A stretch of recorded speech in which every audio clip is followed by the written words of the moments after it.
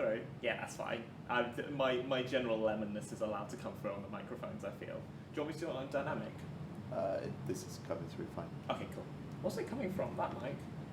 Oh yeah, it's facing the right way. Amazing. God, we're so good at technology. Anyway, hello everyone. Welcome to day 2 of Tabletop Radio. It's a bit of a sleepy morning. Anna and I are here in the studio, large quotation marks, just chilling as we wait for the war game section to be set up. I believe that is Scarlett and Reylynn now coming in with all the bits, or is it just Scarlett at the moment? Hello. It's just Scarlett. Cool. I'm sure there'll be a little bit. Cool. That's fine, that's fine. At the moment I'd say I'm doing a piece to camera, but I am the most unprofessional individual in this room right now. What else is there to say? It's day 2. That's the schedule. Encourage people to vote. Tell them. To vote. Donate. Please, money. I mean, you can vote if you want. Like, there's probably some election going on somewhere. We're not doing this for fun. No, we aren't doing this for fun. Okay, let's do the schedule. And I'm going to get up the schedule because while I remember it, I want to make sure that I get it right, particularly timings, because I don't remember the timings to save my life. Anyway, how are people doing in chat? I expect no responses, but that's okay. Anyone get up to anything nice recently? Come on, phone, you can do it. Cheers. All right, let's talk about let's talk about day 2. Why does that say 9 AM on the schedule? Oh, that's a mistake. Oh well. The first bit is welcome back. I'm here saying welcome back, just in case it wasn't clear. Welcome back. It's good to see you all like 3 of you. Is it 4 now? It's 5 now. Holy shit. We're so professional. I think it might be counting me though. So. Oh. Oh boy. It's a sleepy morning, we understand. But yeah, I'm here for just a little bit to sort of funnel people in, make sure that they're all doing all right. I think people are all doing all right. We managed to set out the room in record time, which was really good. Admittedly, it was helped by the fact that the tables were already out of the way. So it was just a game of bonking a bunch of cables and tech onto a desk and calling it there. Lovely. Next, we're going to have a war game segment, which I believe is a cheeky game of 40k for, what, like an hour and a half? It's 2 hours. Is it 2 hours? Yeah, we ended up extending it to 2 hours because Reylynn was like, yeah, I prefer 2 hours for war games and 3 hours for RPG. So. Sure, alright. Fair. Don't forget to tell us what the Warhammers are and how they work. We will certainly do our best. Good. You remember the Netrunner segment we did last week? This is going to be similar to the Netrunner segment, and we're going to by no means teach you how to play Warhammer, but hopefully you will have some idea of what's going on. Fabulous. Yeah, that's great. That's all that can be asked for. Then we've got an interlude, and after that, at 12:15, we have Tabletop League 2, in which some society members will be playing the only correct version of Monopoly, Tabletop League, featuring many references. I can't remember because it's I think it's literally the same set of donation cards from last year. Oh, okay, cool. So featuring many references, donation cards, if you donate for them, a random card will appear and something bad or good will happen. Maybe both. Something will happen. Something will happen, and arguably that's the most exciting part of donating. You donate and something happens. And speaking of, we'll get there later actually. After that, we've got another RPG. It's Orbital Blues, run by Reylynn at 2:30. What is there to say about Orbital Blues? It's about sad cowboys, and it should be good. I know that me saying good isn't that exciting a descriptor, but like I don't know what to expect, but it should be cool. That's what I have to say. I expect there'll be some sadness and some cowboys. Is that correct? Yeah, it's pretty on fire. Nice, cool. But yeah, that's at 2:30, so that'll be running for a couple hours. Hopefully that'll be good fun. Then we've got what is written on the schedule as Chess 3 The Revengeing. I've been informed that it might actually be Chess 3000 Next Generation Deluxe, featuring Dante from the Devil May Cry series and Sonic rather than Knuckles. I'm not too sure. But we'll find out about that soon enough. It's and Knuckles. And Knuckles, cool. Learn some more. Cool. Notably, if you are a chess aficionado, or not, you can donate to provide additional rules that will be added during Chess 3 The Revengeing, such as simple bits like knights move slightly differently, to massively change rules that cause pieces to explode or something, I don't know. It'll be a laugh. You should donate. We'll get to that later. And then finally, at 7:30, we have the results of some of your donations, as me and Scarlett and Anakin and Tal all try to get through your musical requests. It's going to be a laugh. We've got lots of instruments here. Hopefully some of them will be the correct instruments for the songs you've requested. Please tune in. We've put a lot of work into this, and I've got to basically spend the rest of the day putting more work into this as I learn the remainder of the requests that came in yesterday. Yeah. Thanks again, Alex, for Baba Yetu. I said it would be a laugh. That's probably correct, but also, oh boy, it sure is a song. So that's at 7:30, and then we'll close at the end at 9:15 with a general thank you for donating and a look back at what we've done. With that in mind, let's talk about donations very briefly. Donations are still open for most of the incentives. Oh, there's me. Wow. Sorry, I've just got me on the screen. I can look at myself and be like, wow, that's a messy person. Because it is. Okay. So donation incentives. For £3 you could spin the wheel. Where is the wheel? Oh, it's in the cupboard. Yeah. I will get the wheel in a bit, I guess. Yeah. Dead air. Just there. Yeah, I'll grab it soon. You get to spin the wheel. You might have seen it yesterday. It's a good wheel. It's got some fun segments on it, such as origami, where they made a sea lion. I mean a horse. I mean a sea lion. Answering philosophical questions. We had some of those during Just a Minute, but we may have more. Have you got a philosophical question? Put it in chat, or don't. Like, I understand not wanting the answers to some of your philosophical We questions. have one question in chat. Oh, fantastic. What kind of a lemon Finnbar? Oh, there are different kinds of lemon. Apparently. They're suggesting that you might be a sweet yet bitter peel. Oh, I'll take that. Sweet one, yes. Cheers. Random Seventh pilot. citizen. Huh? 7th pilot. So. On Twitch. Oh, it's Alex. Hey, Alex. Not Board Games Alex, German Alex. I think it's 7th spot. Yeah. Yeah, that's all right. Got it. I'm glad Alex is watching. That's exciting. You can also get a dramatic reading, or you can get Jenga, which will be ominously set up over there. It's probably not ominously set up over there because Anna and I had to speed run the room. Then for £5 you can add to chess. We talked about this. I'm not going to go too much. For £6 you can get a 5-minute piece of art. It's in quotes on the description, so I've done quotes in the thing.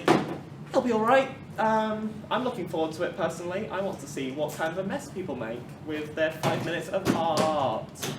For £7 you can get an expertly designed RPG item by Hannah, Lils or Ben. Last year Hannah did all of them and they were very, very good. I have no doubts that Lils and Ben will also be excellent. You should donate for it. It'll be a laugh. You can get an RPG item for anything. We still do have music donations open, just do it a different way. So for £9 you can donate to get me to perform something on kazoo at a bonus stream at a later date. Previously you could donate for the music segment happening later, but we closed donations on that early, so we actually had a chance to learn the tunes. Please send help. Please. It'll be fine, we don't need help. We do need help. We're the best musicians there are. Our first practice don't was even worry about it, our chat. first practice was 2 days ago. We're gods, right? I mean, at least I can shred stuff on a kazoo. Then for £15 you can get a Space Marine painted by Reylynn, who's over there and not on camera.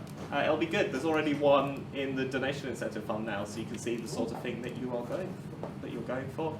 Or you could just, I guess, Google Space Marine and then hopefully something will come up, right? It'll probably be a Space Marine. Yeah, cool. And then finally, you can get some art commissions from our resident artist Ed, who also did all of the overlays that you see on stream, and presented our game show yesterday, and was also a Mal. I think he won Mal? Yeah, he won Mal. Yeah, he was Mal, yeah. Yeah, he truly was the best at Pentacles. But yeah, those are the expensive end of donations, but hopefully if you have a hankering for some art, you should hanker for some art and donate to Gallop, the charity that we're supporting this year, which is a great charity that helps deal with the abuse of LGBT people. They've got a couple of hotlines and some other stuff that's really, really helpful, particularly right now, given the world. But yeah, I have like 4 minutes to kill. Is there anything in chat I can like riff on? Alas, apart from the lemon question. That's fair. The chat is I quite mean, quiet. it's 9:30. That's fair enough. I expect that the only reason Alex is here is because it's an hour later in Germany, and therefore it's at a more reasonable time. If you could have a space marine, what colour would it be? If I could have a space marine. Yes. Or a question to riff on. Okay. The thing, so I like green, but I'm not sure it'd be that good on a space marine or a space green in that case. Maybe blue, like a sort of dark blue. That could be quite like a nice colour of space marine. Right, Nightbolt's not salamanders, Scarlett. Cool. I will trust your judgment. Ignore the yellow shoulder pad. How does that one look? Give me a moment. I'm just going off camera. Ooh, that's a pleasant blue. I like the yellow shoulder pad. Actually, it's just a nice. Am I basically being called a Warhammer basic bitch? Yes. Okay, cool. Not by me. That's fine. I'll accept it. I'll accept it. I'll accept it. The reason they've got a yellow shoulder pad is because my army are these guys, and they didn't get new stuff, so they stole their army. Oh, fair enough. That makes sense. We have a certain distributive law in chat requesting that you dance. I refuse. I know who that is. I mean, with Fuck you, Emily. sufficient donation, I'm sure you could be incentivized to dance. I could get the auto-harp out. I'll accept that for sufficient donation. And Seventh Plot has responded saying that they are procrastinating going jogging. Good. Yeah. Correct. I've been on my feet so much the last few days. Jesus Christ. Yeah. Being tech is a mess. I know the feeling. I'm so tired. It's fun. It's Saturday. I'm going to have a lot of a lie-in. Saturday I'm just going to die. Fair enough. Yeah. Like, my plans on Saturday are to basically get up when Anna has to leave, so I can actually say bye to her like a civilized person. That may be interesting because after planning this, I realised that Saturday's a strike day on the trains, so getting Okay. home is going to be interesting. We met.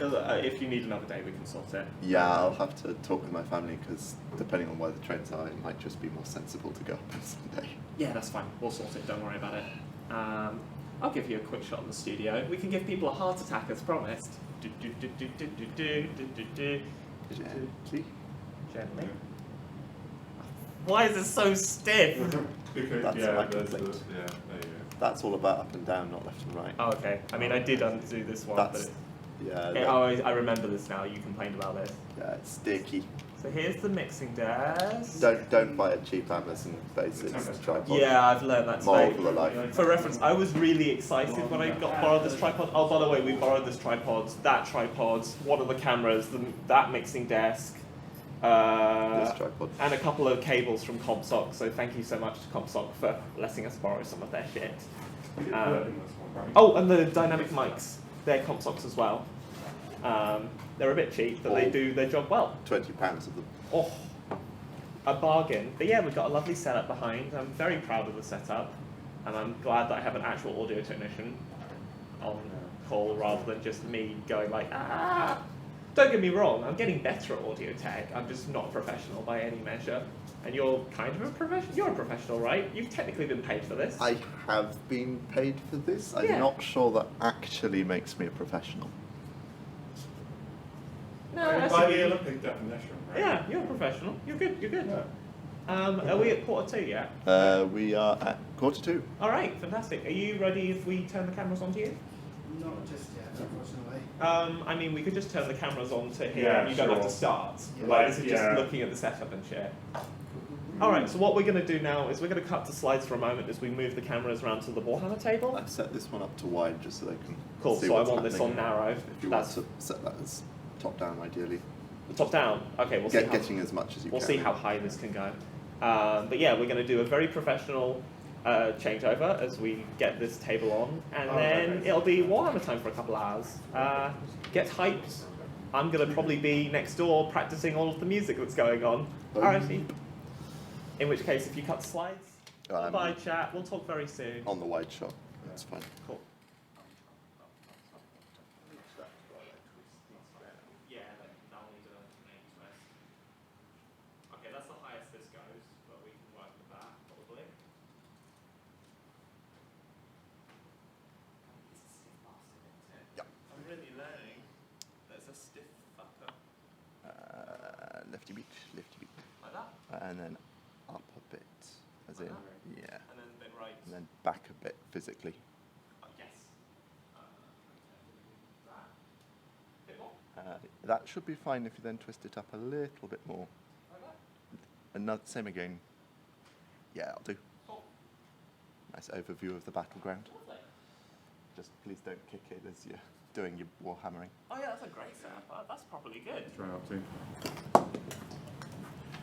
I guess I'll do some talking whilst they're getting figures out of boxes. What we could do, could we get your live reactions to some stupid Warhammer names? Can do. Oh god! All right, let me just pick up the figure that fell on the floor. But go for it. After especially my reaction yesterday to, not at the quiz to, what was that particularly disappointing D&D thing? Magic users. Magic uses Nemesis. God, what a crap name! Yeah. It's just like you hire all these writers and you come up with Magic users Nemesis. Not like Yeah. not like a Mage Slayer, but like they already have that, and it sounds cool. Just stick to it. Yeah, just have Mage Slayer. God. Magic Slayer. users Nemesis. Or like Mage Slayer 2. Magi Murderer. Yeah, that's at least they tried there. Yeah. Like Magic users Nemesis sounds like they found a thesaurus and went pocket, and then that happened. Mage Silencer. Mage so there we go. You see, we're better writers than D&Ds apparently. I mean, have you read Strixhaven? No, I've not. Well, there's a very disappointing sports game in that. Oh yeah, the definitely not Quidditch. Oh, Quidditch. Quidditch. I've forgotten what it's called, but like Quidditch. it's literally you fly around and I think it's like, well, I mean Quidditch is also kind of like rugby, but like it's With a small ball. it's basically magic rugby. Oh yeah, no, they do have like the big hoops, like yeah. Fair enough. Cool. All right. So. Are you set? Or we are no, set. you're giving me names. Sorry. So we'll So we are set. So we can take chat for the list, and we will describe the list where the names will come up. Yeah. So is the camera live on us? Yeah, everything's live. We'll just swap to doubles now. Yeah, you're up. Can chat see this side of the board? Not very well. If you want would to see move. specific things, you'll need to bring them underneath this camera here. Okay. Yeah. They can be gestured at. Like if in doubt, your field of view is the battle map. Cool. So, welcome chat to a 1,000-point game of Tempest of War, where we have Dark Angels, or here the Malevolent, versus the Death Guard. Yes. So leading my army as a patrol detachment of Dark Angels, I have Ezekiel, Master Interrogator and Chief Librarian of the Dark Angels, equipped with the Sword of Secrets and the Deliverer. Okay, sure. Sure. He Still knows- not as bad as D&D's. He knows 3 psychic powers plus the generic Smite. He knows Engulfing Fear, Righteous Repugnance, and Mind Worm. Yeah, I'm sure what those actually do will come up when we get to the game. Indeed. In addition, in my elite slot, I have a apothecary. This one is highly converted and definitely converted to be an apothecary. It's Fisto. It is Fisto. Unfortunately, the actual apothecary is at home. Yeah, we've got Tech Marine Fisto. Tech Marines are supposed to have an axe. Underneath there, they yeah. can see it. Yeah, Tech Marines are supposed to have an axe. I was but, creative. Yeah, it's got a fist instead. Whoa. So he is the chief apothecary for this game, and he is my warlord. His warlord traits are Rites of War and Selfless Healer. Yeah. Then I have 2 squads in my troop slot of intercessors. The standard troop's choice for Faith Marines, equipped with auto bolt rifles, and the sergeant is equipped with a chainsword. No further questions. Then, in my heavy support slot, I have a unit of Space Marine Eradicators, equipped with melter rifles, and one of them equipped with a multi-melter. Then, in my elite slot, I have a 10-man unit of Deathwing Knights. That's a pretty normal name, actually. All things considered, that one's fine. Equipped with the sergeant is equipped with a flail of the unforgiven, and the rest of the squad are equipped with maces of absolution. And the whole Pretty normal so far. and the whole unit equipped with storm shields. I've paid That's one. cool. I've paid 1 CP to give the sergeant a relic. He has master crafted weapon to give him damage free on his flail. What's a CP for the people at home? A CP Also or me. a CP or command point is a representation of you and your warlord's ability to affect the battle via stratagems, strategic things you can do to influence the game to make it more fair, more fun, and more interesting. So this is a squad building Yes. resource that you spend Well, to do Yeah, this. you can use them during squad building, or you can use them during the game. Oh, I Yes. see. Okay. There are a few different versions. That's interesting. Requisition stratagems are the ones used pre-game to affect your army. Mhm. So my warlord has had the stratagem Paragon of the Chapter, giving him an extra warlord trait. Basically, warlords, leader of the army, get special things. And my sergeant, who is named because he's done very well, is Knight Master Christian. Yeah. Sorry, that's just such. Yeah. I understand. It's a Nightmaster's a really cool name, but Christian's just like Yeah. a guy. Yeah, and he gains a relic, which is a special item, which is the master crafted, which adds 1 to the damage of his weapon. In addition, which I forgot to say, my apothecary has the relic, the honor vehement. Beyond that, I have spent 2 of my 6 CP, which is what is gained at the incursion level of battle, on 2 stratagems, 1 for extra war trait and 1 for the relic on the sergeant. And that is my army, 1,000 points. Moving on to Scarlett. All right. I'm going to very briefly interrupt you because we just got a donation. Cool. Which is cool. Cool. It says $10. I'm pretty sure it's £10 because. I mean, you can choose. Yeah, Like, that it will is be correct $10. which one it is. Oh, okay. So it is a $10 donation. Yeah. From Fairy Deer saying, I learned so much from TED Talks yesterday. Yell at Jupiter, I love them. Jupiter's not here right now. We'll sort that out later.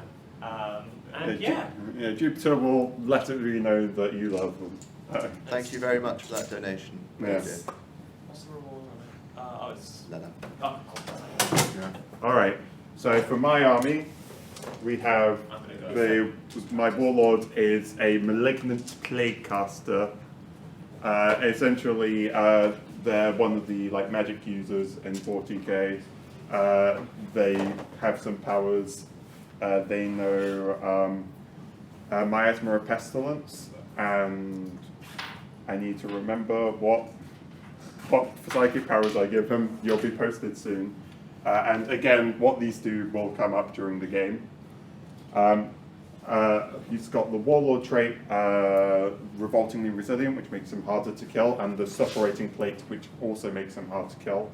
And by the way, these are the Inexorable, which essentially just gives me an additional stratagem that I can use. We have... Gosh, I need to... Sorry about this. I should have had this up before we started, but it is okay. We are professional streamers.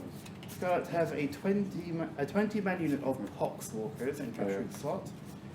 Yeah, 20-man squad of Poxwalkers and 2 squads of Plague Marines, equipped with all sorts of special things. In the elite slot, we have this boy, who is a noxious. Well, no, he's not a noxious Blightbringer. That's what the model is. He's a plague surgeon, so he'll be giving my dudes, making my dudes tougher to kill. It's kind of like the chief apothecary, but plague. Very stinky. Yeah, and we have a fetid blood drone. This big model here, with a flesh mower in the fast attack. Yeah, essentially it's here with some guns, but what it actually has is this massive death roller thing. It's very good at killing infantry. Imagine a combine harvester that's covered in poo. Yeah. And also the elite slot, I didn't remember, Blight Lord Terminators, also equipped with an assortment of stuff. We've got a combi melter, we've got a blight launcher, we've got a plague flail, which is this big thing. And yeah, I think that's my list. My psychic powers are... I did not do my psychic powers on this list. Gift of Contagion and Miasma of Pestilence. Yeah, Gift of Contagion and Miasma of Pestilence on the Playcaster. Not Gift of Contagion, the other one.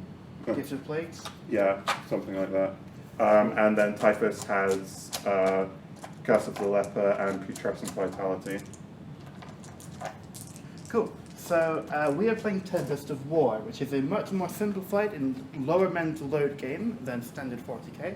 We will be using, instead of a typical mission generation, we have a deck of cards, including some sub-decks, where we have generated a mission, a deployment zone, and a mission rule.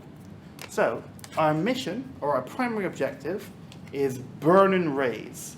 Sites of great importance to enemy morale have been identified. Burn everything to the ground.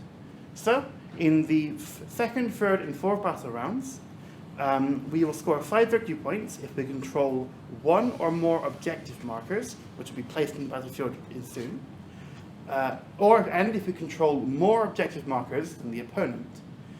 In the 5th battle round, it is the same. However, the player who is going second scores at the end of their turn instead of the beginning, to give them a minor advantage at the end of the game.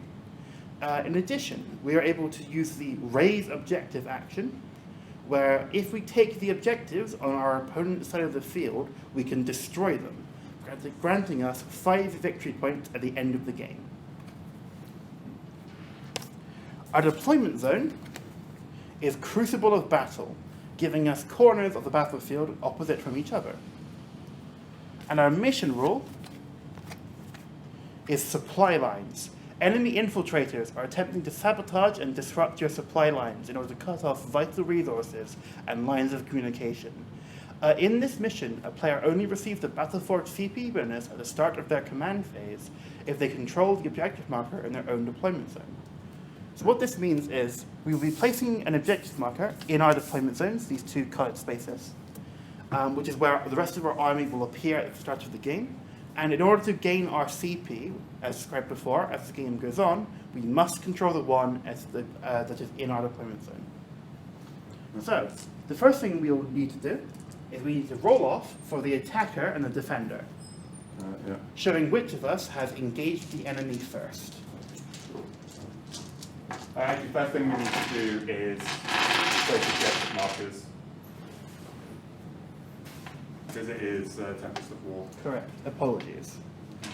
So, in Tempest of War, as we have not drafted a given mission rule, we place 4 objective markers, starting with the youngest player. That would be me. All of you are old.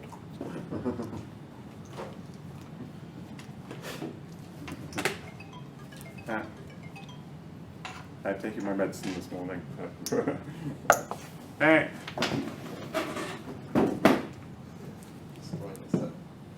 Oh yeah. Cool. Right. Okay, so I'll place my first objective marker, objective 4, within my deployment zone, and I'll place it here. For clarity, objective markers must be placed outside of 6 inches of the edge of the battlefield and 9 inches from each other. To make sure this is a legal space, I'll be placing it here. Over to Scarlett. Okay. I'm going to be placing one of my objective markers over on my side of the battlefield in my deployment zone. Well, in a deployment zone. Because essentially how this works is you pick deployment zones after all the things that are placed. So you can't necessarily be like, oh yeah, I'm just going to place things here and they'll be my deployment zone, because it might not be. Placing things in no man's land, which is the space between both deployment zones, we must place the second 2 objectives there. I'll place 1 here. Actually, I'll place it up here so it's a little bit easier to see. Mm-hmm. And I will place one. We'll place one on here. Cool. Now we roll off for attacker and defender. I'll use my thick dice. Yeah. I will use one of my red ones. No, I will use one of my normal ones. There we go. So we have a question from a lone gamer Yep. asking, can someone ask Reylynn how much donation money it would take to name a unit Leroy Jenkins and to act accordingly? Permanently or for a limited time? That's a very good question. Can you pick up? Like I'd name one of my units Leroy Jenkins for like, I don't know, like 10 donation monies. 2. So Scarlett has won the roll-off, meaning she can pick to be the attacker or the defender. The defender is able to pick their deployment zone. However, the attacker reacts to the defender's decisions. Okay, cool. I'll pick this deployment zone. So you'd like to be the defender. I'd like to be the defender. And you're choosing that I'm deployment choosing zone. this deployment zone. Good, cool. So the next thing we do is we set up our deployment zones. So with Crucible of Battle, we will be setting them up. Can I have that dice though? Oh yeah, sure. Halfway onto the battlefield to here, roughly, and over to the opposite corner. So the battlefield here is 44 inches, meaning we will be 22 inches in.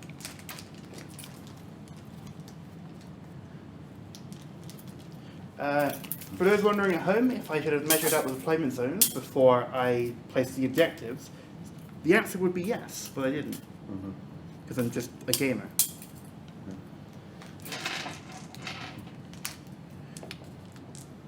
For what it's worth, Benji, I'll say a £15 donation will get you both a painted Space Marine, and you can, for this game, one of my units of your choice can be named Leroy Jenkins. Yeah.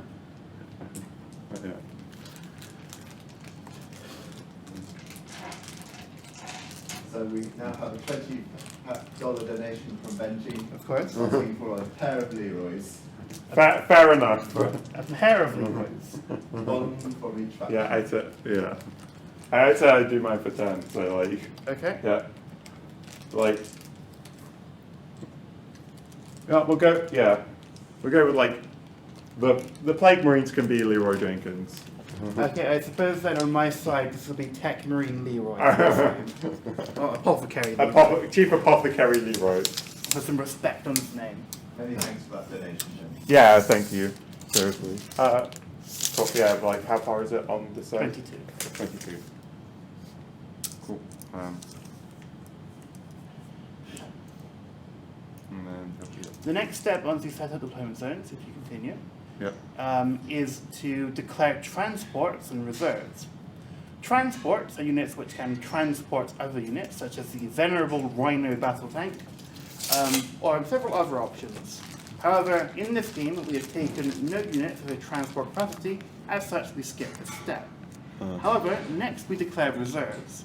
Strategic reserves, apologies, are units held off the side of the table so they can intervene partway through the game, meaning granting them some accessibility on the map as well as the protection from being shot upon. However, they cannot enter the battlefield on the first turn, meaning they will not be able to do anything for that first turn. These are declared in secret. However, put it simply, I will not be deep striking anything. For clarity, deep strike is an older term for the same thing, which is in my vocabulary. Yeah. And like similarly, I will not put anything in reserves. Cool. So then we move on to deployment, where we alternate placing full units until all models on both sides are deployed on the battlefield.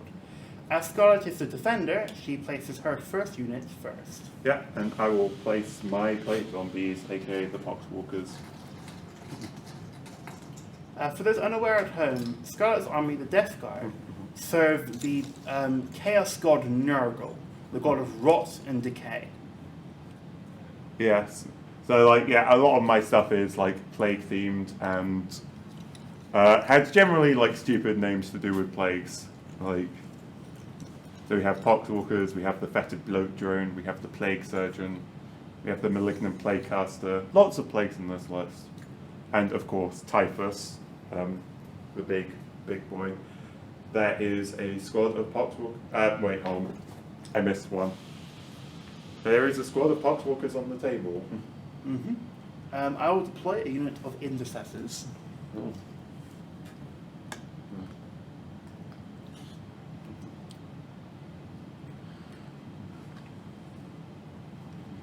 They are placed here. Yep, cool.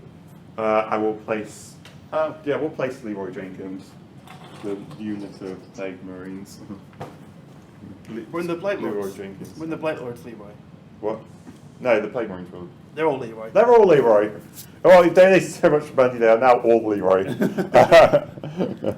As a question to Benji in chat, would you like to have the Space Marine as an incentive if it was not picked?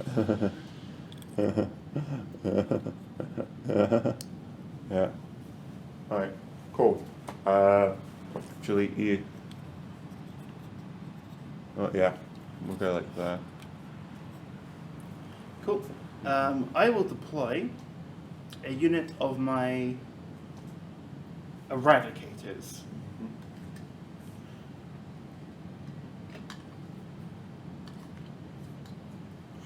We'll deploy here. Yep. Alright, I will deploy my other unit of Plague Marines. These ones painted nicely by Reylynn. A lot of these models were painted myself. Well, actually, all the other models were painted myself, but these ones were painted by Reylynn because she is wonderful. Thank you. Yeah, that's why they're a little bit of a different colour scheme. Well, apart from the Blight Lords. But we painted one of the Blight Lords yesterday, and so I thought I'd bring him along, even though his squad isn't quite finished. But yeah, there is a squad of Plague Marines in that building. I'll place a unit of Intercessors. So we have a comment from Benji saying, I don't have much use for Space Marines, but the colours of one armour does not influence my opinions on them. Fair enough. Over to Scarlett. Okay. I will place. So this is like all the troops. Generally, like the way that I do this is like I place like the troops that are going to go to get the objectives first because they're easy. Now we're in the point where I have to think about my decisions. Like, yeah, I think we'll put my Blight Lords. Because the thing about the Death Guard is my units are very slow. So where it's quite kind of hard for them to get across the battlefield. So where I place them at the start is super important. I think what I'll do is I will place them here. As Dark Angels, I do not have particular malice on my movement. However, I do need to think about where I go, as my chapter tactic is called Grim Resolve, which means if I do not move in the movement phase, then I get +1 to my hit rolls, which is a very large bonus. And I will place next to my unit of Deathwing Knights.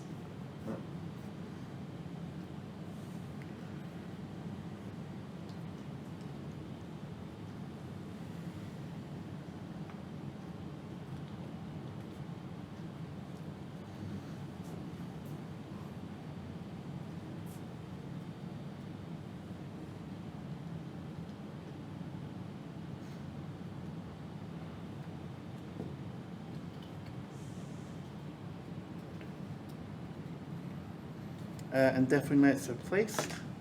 Cool. I'll place my Plague Surgeon, possibly also called Leroy. Like, Yellow. yeah. And the put the character in the big blob of infantry. Like, I'm possibly overloading on this flank, but like, hopefully I can get some charges off and we can get some movement going. Apothecary. Apothecary. I will place my Malignant Playcaster over here. And I'll place my, for this chapter, using the data sheet of Ezekiel, Chief Librarian Olakeen. And then I am fully deployed, meaning Scarlett simply sets up the rest of her units. Yeah, so I've still got Typhus and the Fetid Blood Drone to go. Ah. I will place the Fetid Blood Drone here. This is like one of the only things that actually has any movement in the list. And I'll place Typhus with the blob over here. Cool. So, the next thing that we do is we determine who has the initiative. Also called priority, called many things. So we both roll a d6, and whoever is higher must take the first turn. Do we need the deployment thing still for some of the objectives? That can be measured should they come Fair up. enough. So, may the best girl win. I rolled a 6.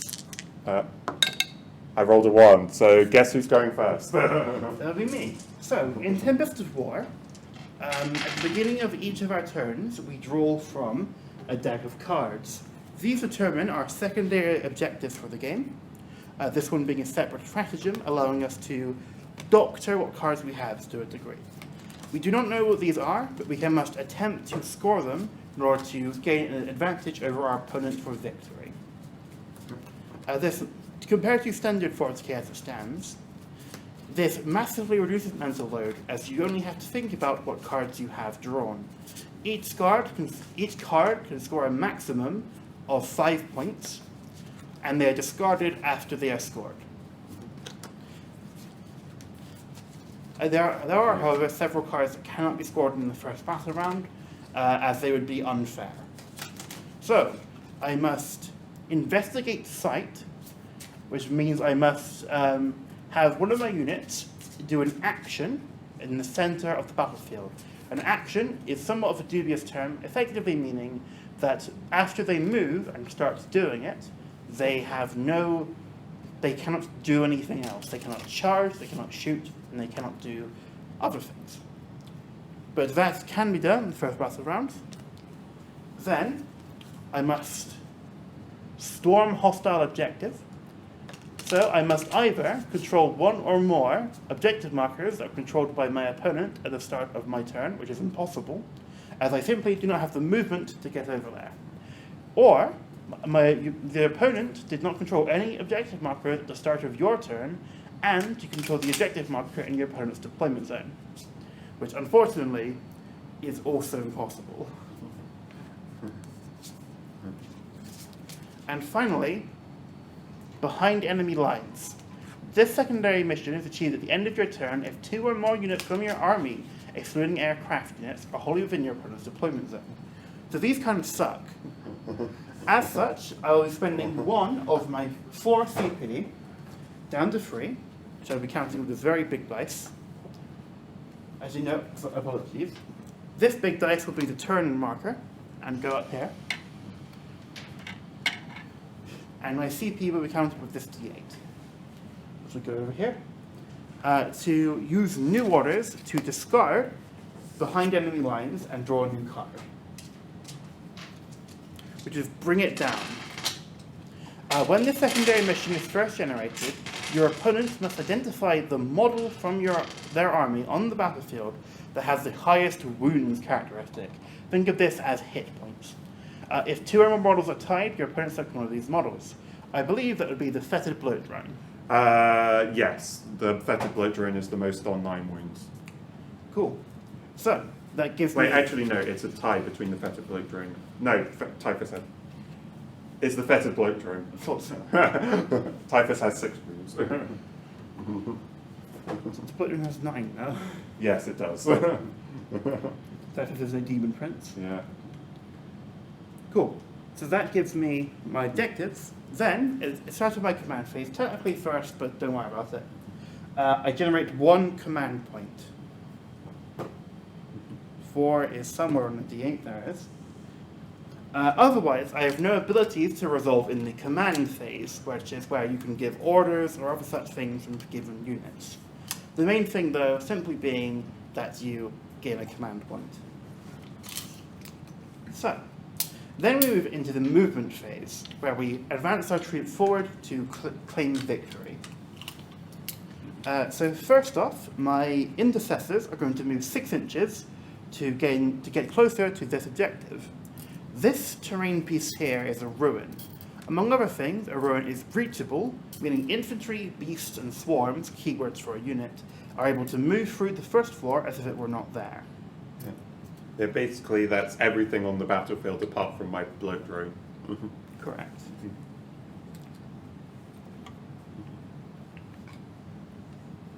To make it behind this crate to get forward, not being able to be targeted, at least not easily.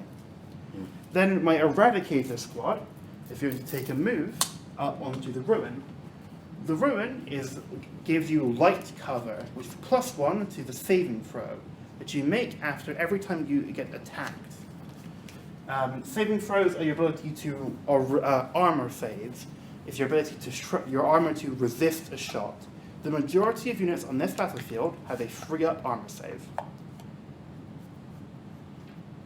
as that is a standard for power armor units. When they move, I'm going to spend 2 CP on steady advance, allowing them to count as having remained stationary even if they make a normal move. And they will take this move up the terrain piece to look out the windows.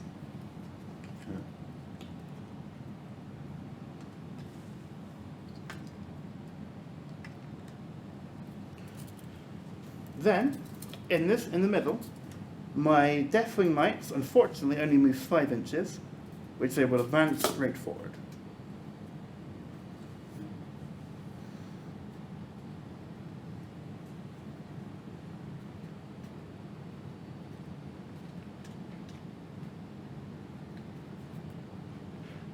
And physically, this Deathwing Knight will move to here and then to here.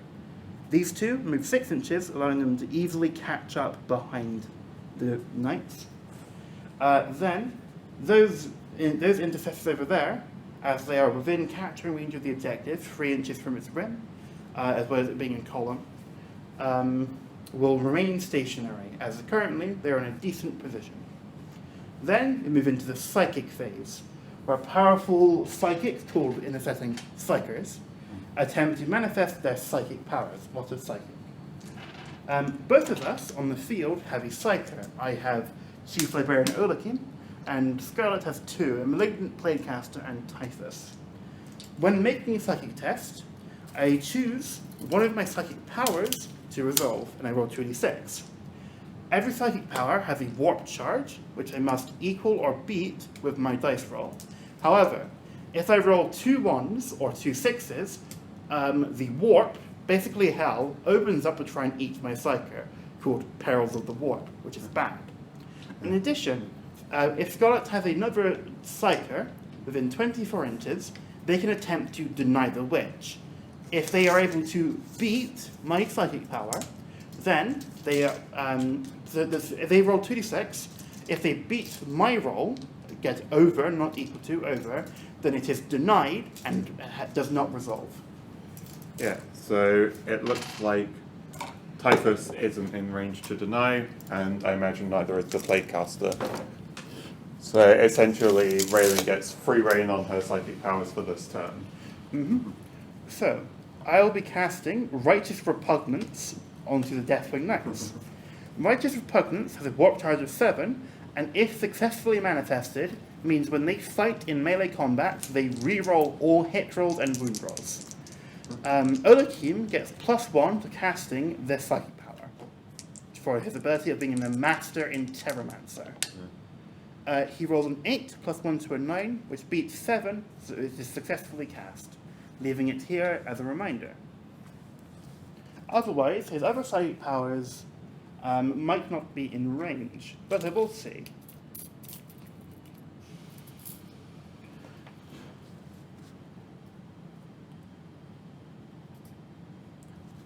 Morrison is, thankfully. So, he will cast Engulfing Fear.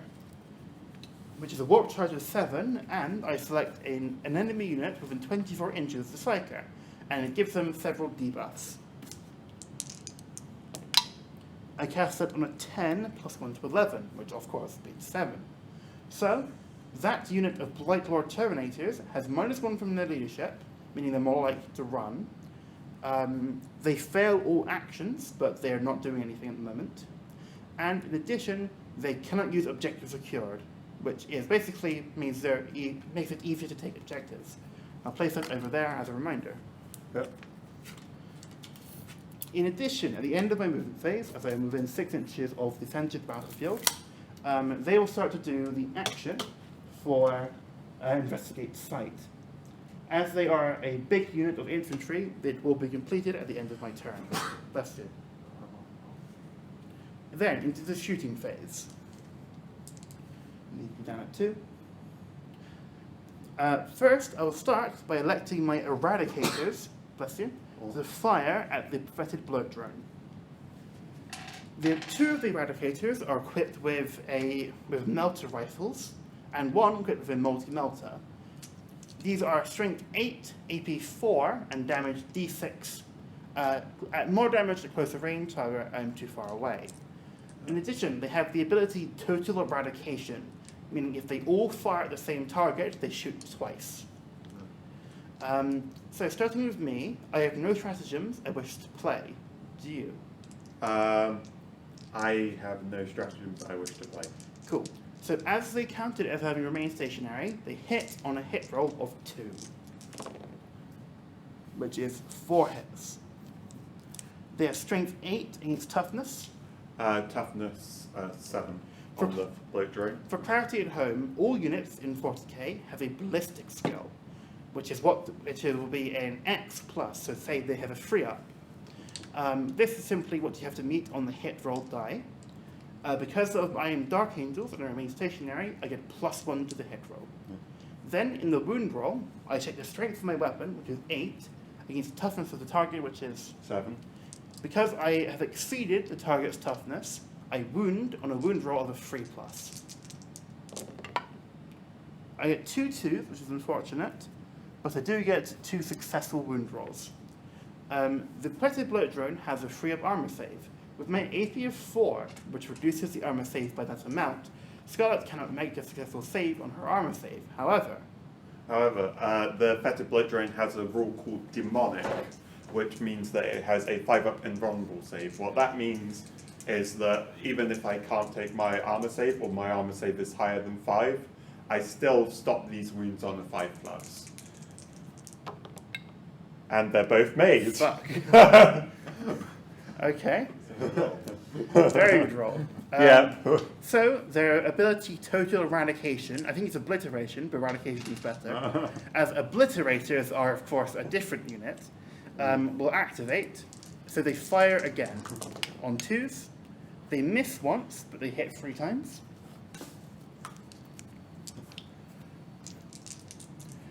They wound on 3s. They all wound. This guy can make another 5. So 5-up invulns. Alright, let's see. No. No. So these do D6 damage each. So one of the generic stratagems is Command Reroll, allowing you to reroll a dice. There are specific examples, including save rolls. Do you wish to use a Command Reroll? Yes, I would. Cool. I will reroll one of these. Costing 1 CP. Yeah. To succeed, meaning I only get 2d6 damage through.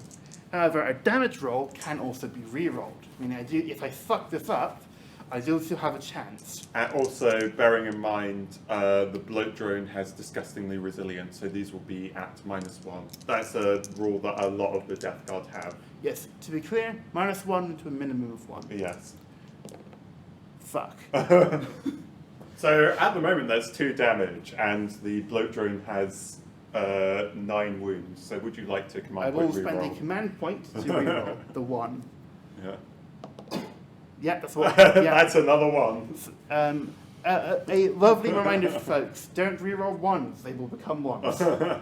And so the Fetid Bloat Drone takes 2 damage and is now on 7 wounds. Which is unfortunate for me, as both I fail my objective to kill it, and also 7 is the blessed number of Nurgle, meaning which is a bad omen. Unfortunately, nothing else is in range to attack it, meaning that is my shooting phase. Yes. In the charge phase, you can attempt to run into combat to strike people down melee. However, in order to declare a charge, you must be within 12 inches, which I am not with any of my units. Definitely not here, and that's the closest. So unfortunately, that is the end of my turn. Moving over to Scarlett's turn 1. Yes. So on my turn, first of all, command phase, I gain a command point. I do have command phase abilities, but they only work when I'm within range of Reylynn's units. Well, within very close range of Reylynn's units. So they won't come up for now. In my movement phase, a lot of my stuff only gets to move 5 inches, apart from my Poxwalkers, which gets to move 4 inches. Although currently they're sitting on this backline objective like good chaff units. And so we'll move up Plague Marine Squad Leroy just to be more on this point and more within this ruin. They're essentially my army's deal is I'm hard to kill, and so I want to get on these points before Reylynn can do meaningful damage to me. For clarity as well, in case it was any confusion, please go on and remove it. In the first battle round, you never score primary objectives. Yeah, so no one. Oh, I forgot to generate secondary objectives. You did, yes. Oops. Oops. What did I? You knocked over the red round die. die. It's There. it's fine. However, Scarlett, I would recommend putting your command point dice not on a ruin. Yeah, fair enough. Put it over here. Yeah, cool.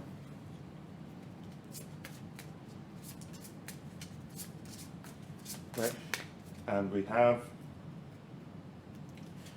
If you lay them out here. Yeah, we have no prisoners.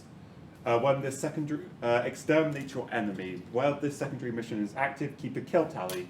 Each time an enemy model is destroyed, add a number of marks equal to your kill tally equal to the wounds characteristic of the destroyed model. A model can, if it is resurrected for any reason, potentially have marks added to this tally several times. The secondary mission is achieved once your kill tally reaches a certain number, which depends on your battle size as follows. And for Incursion, which is the one that we're playing, it's 15. So, and then there's some text for if it's not achieved at the end of the battle.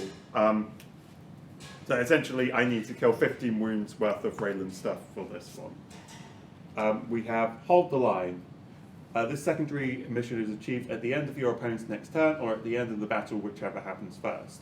If there are no enemy units within range of your own deployment zone, that range depends on the battle as follows. For Incursion, it's 3 inches, and this secondary mission cannot be achieved during the first battle round, so that will get shuffled away. Yes, please read those bits first, sweetie. Sorry, I didn't.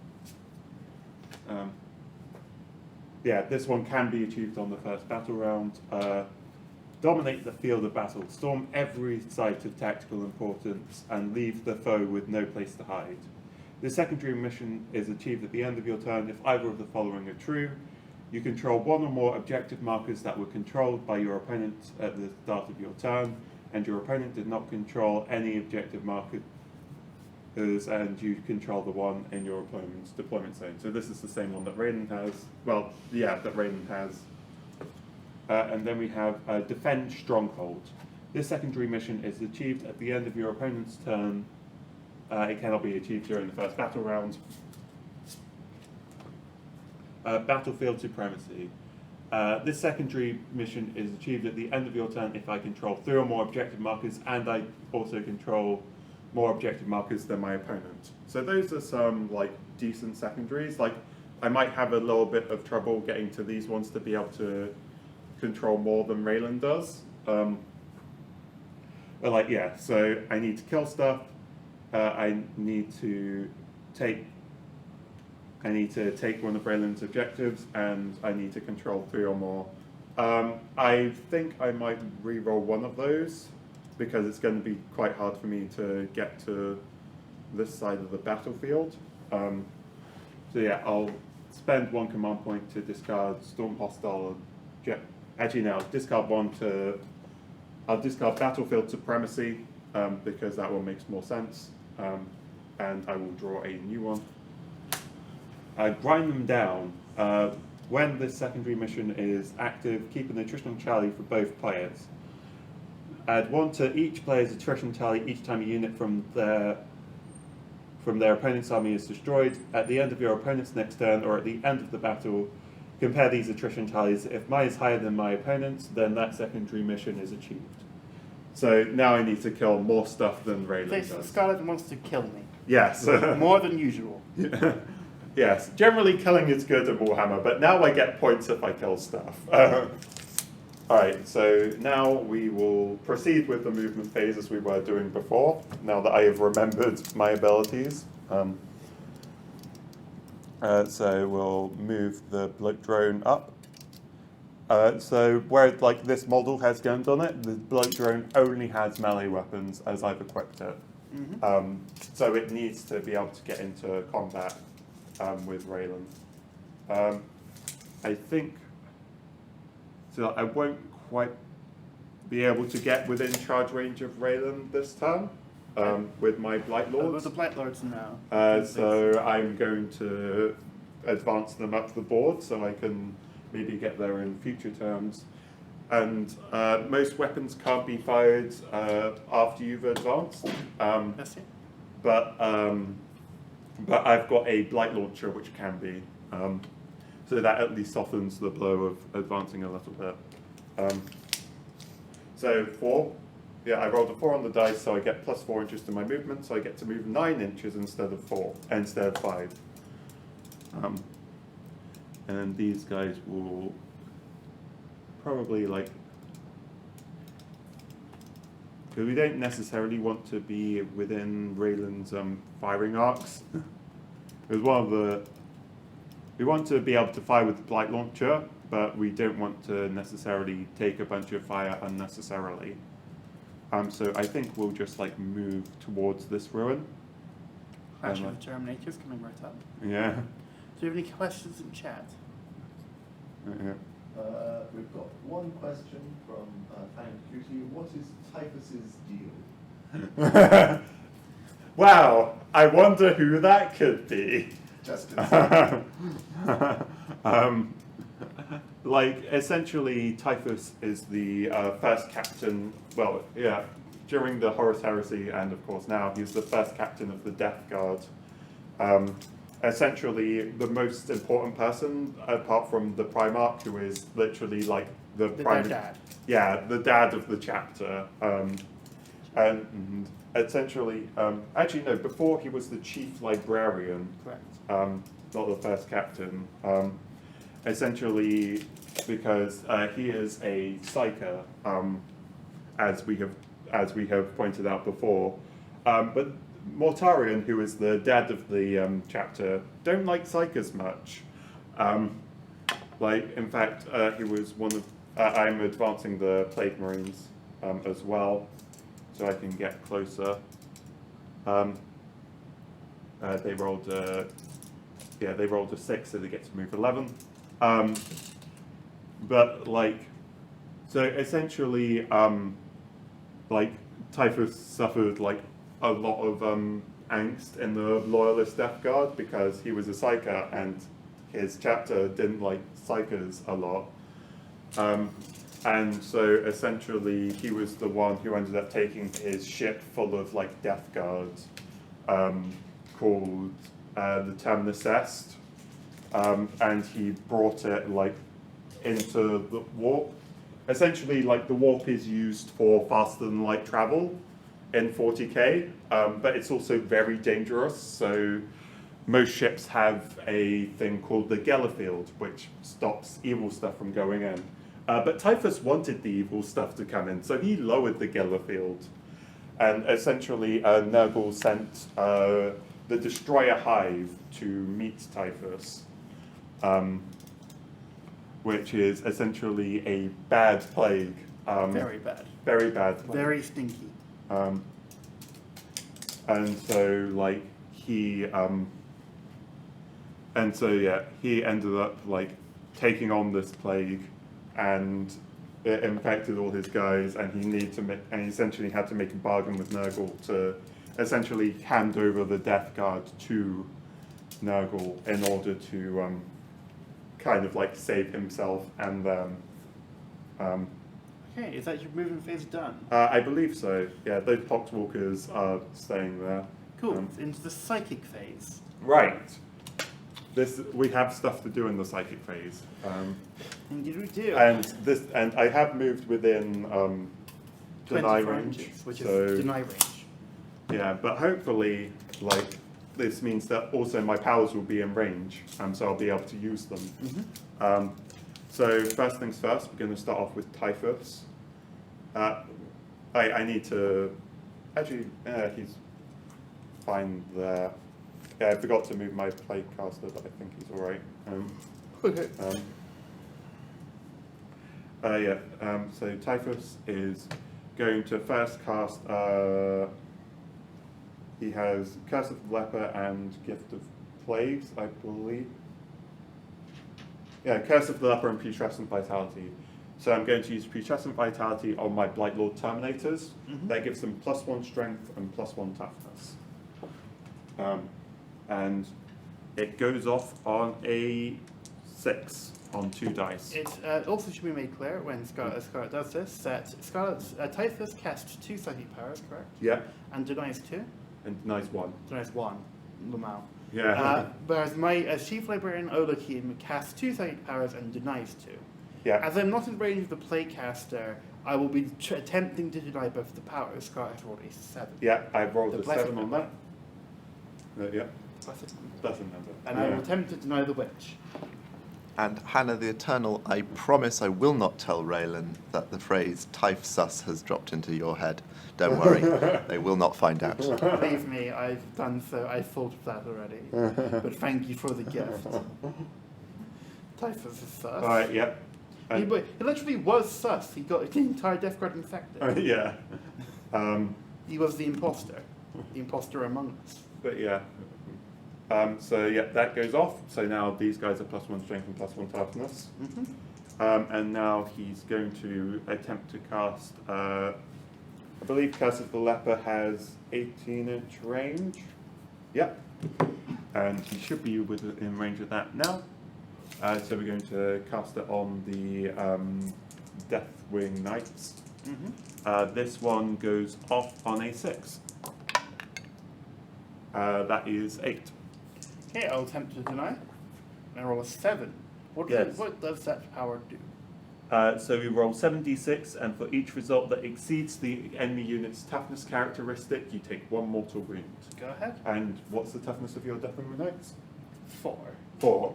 So essentially, I need 5 or 6s to deal mortal wounds, which are essentially like Damage that cannot be reduced or saved against. Yeah. Most of the time. So we have 7 dice here.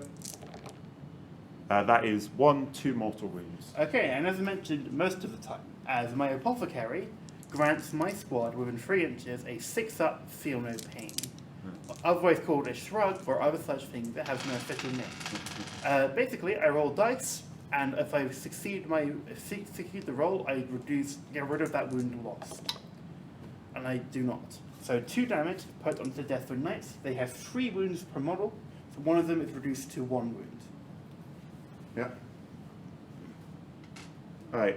Those are. For clarity, when a unit suffers wounds and it has multiple wounds per model, if any model does not have its starting number of wounds, then you must continue to allocate wounds to that model.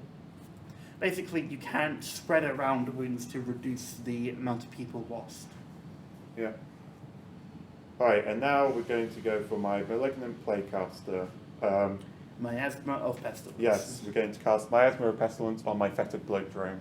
The reason I say it like that is it's a very, very strong power, which is always taken because it's so good. Yes. Essentially, it means that my anything that attacks my Fetid Bloat Drone will be -1 to hit. So essentially, they'll hit on the next number up.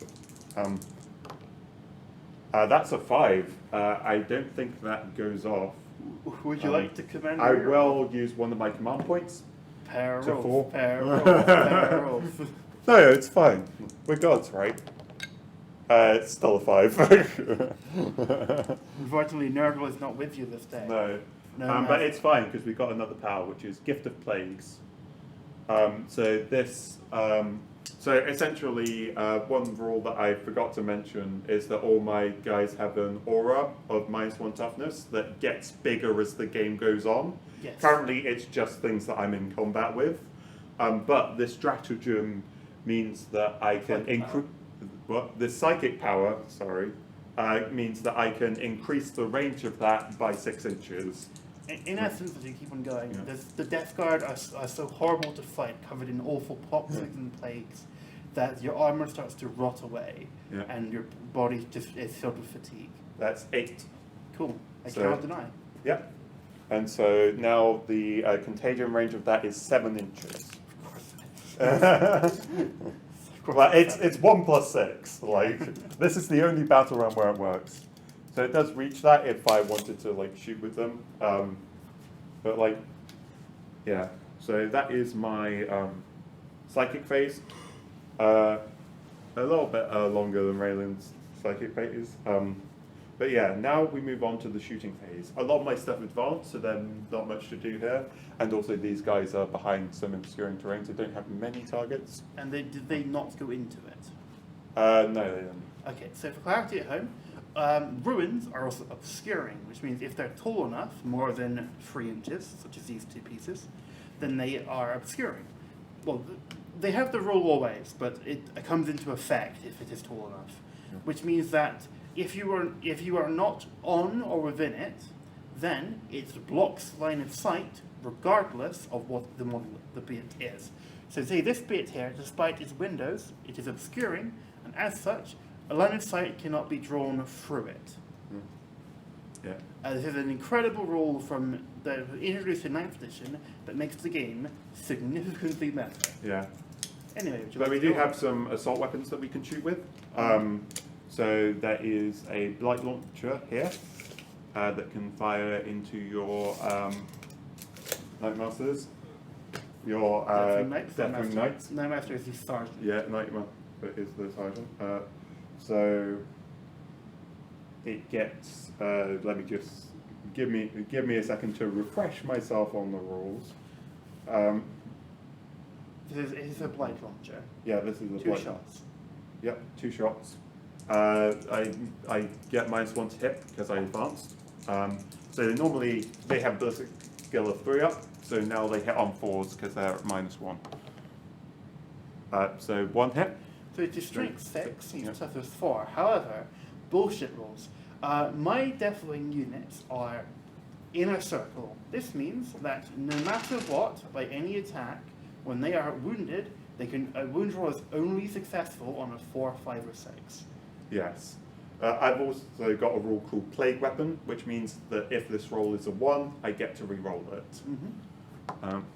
Like That is a 1, so I get to re-roll it. So that's a 4. successfully wounds. It's AP -2.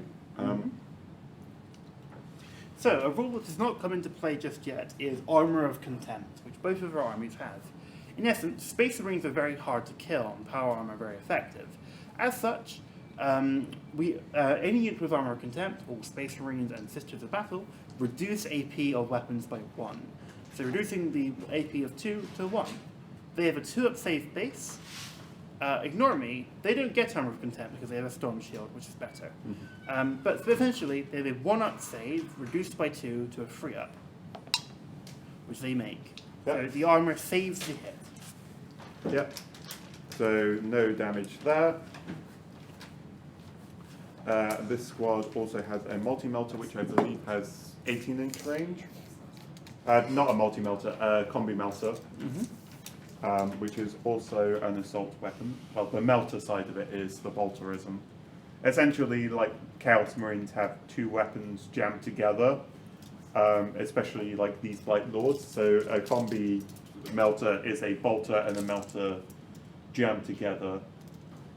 It is 12-inch range, so it might not be in range. It isn't within range. To be specific, as Scarlett goes on for a hit roll, units can be equipped with special weapons. However, these are put on typically specific models, and line of sight as well as range is checked from a specific model. Did it miss? Yeah, it missed. Cool. Cool.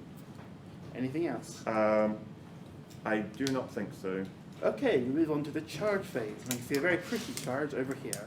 Yep. And so my fetid blood drone is going to charge your intercessors. As you prep to do that, I could attempt to overwatch, allowing me to fire upon the thing charging at me. However, I would only hit on 6s, and most of my guys can't see it as they're stuck behind the crate. As such, I will elect to not do this, Okay. as it costs 1 command point.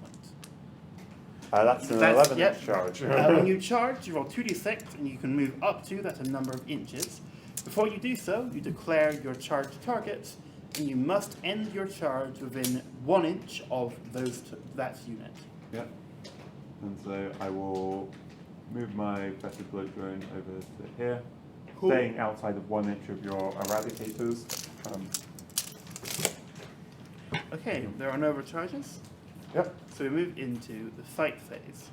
So, how many attacks does the bloat drone have? It has 4, but that weapon that I mentioned earlier, the flesh mower, for each attack that the fetid bloat drone has, I do 2 additional attacks. So that's 3 attacks per attack, basically. So If, it's in essence, 12. you multiply the attacks by 3 Yeah, so essentially it's 12 attacks. instead of 4. These are very good and very scary. Yeah. As such, are you spending any stratagems on that attack? I don't think I have any stratagems to spend. Okay, given that I'm currently at toughness 3 against a weapon I believe is strength 6, Yep. I'm going to spend, that would put me on a 2 up to wound, as the strength is double my toughness. As such, I will spend my last CP on the stratagem Transhuman Physiology. Unfortunately, most Space Marines are not trans. However, Transhuman Physiology forces the same role the Inner Circle have, as this was the first example, meaning it's most often called a transhuman ability or save. So, this unit can now only be wounded on a 4, 5, or 6. Yep. So costing me my last command point. So the fetid blood drone has a weapon skill of 3 up, essentially. So it hits on 3s. Damn, that's good. Oh shit. Okay. So 10 out of 12 hit. Actually, to be fair, like I think, it's like 8 out of 12 is like average. So It's really good. yep, that's pretty good. So we wound on 4s, but this flash mower is also a plague weapon, so it gets to reroll 1. 4 is rerolling 1. Yep. That is 2 1s. So we reroll those, and we get 7 wounds. Blessed number. Shit. So, there are 7 wounds which are AP. AP -2. Yeah. It's reduced to -1, so I do have 4 saves, 50-50 chance to succeed. However, each one of these is 2 damage, and I have no such roll to reduce it. As such, every save I fail is a dead Space Marine. That is 2 successful saves, leaving 5. 5 failed saves is 5 models killed. And I have no CP to reroll, as such, that unit is wiped out.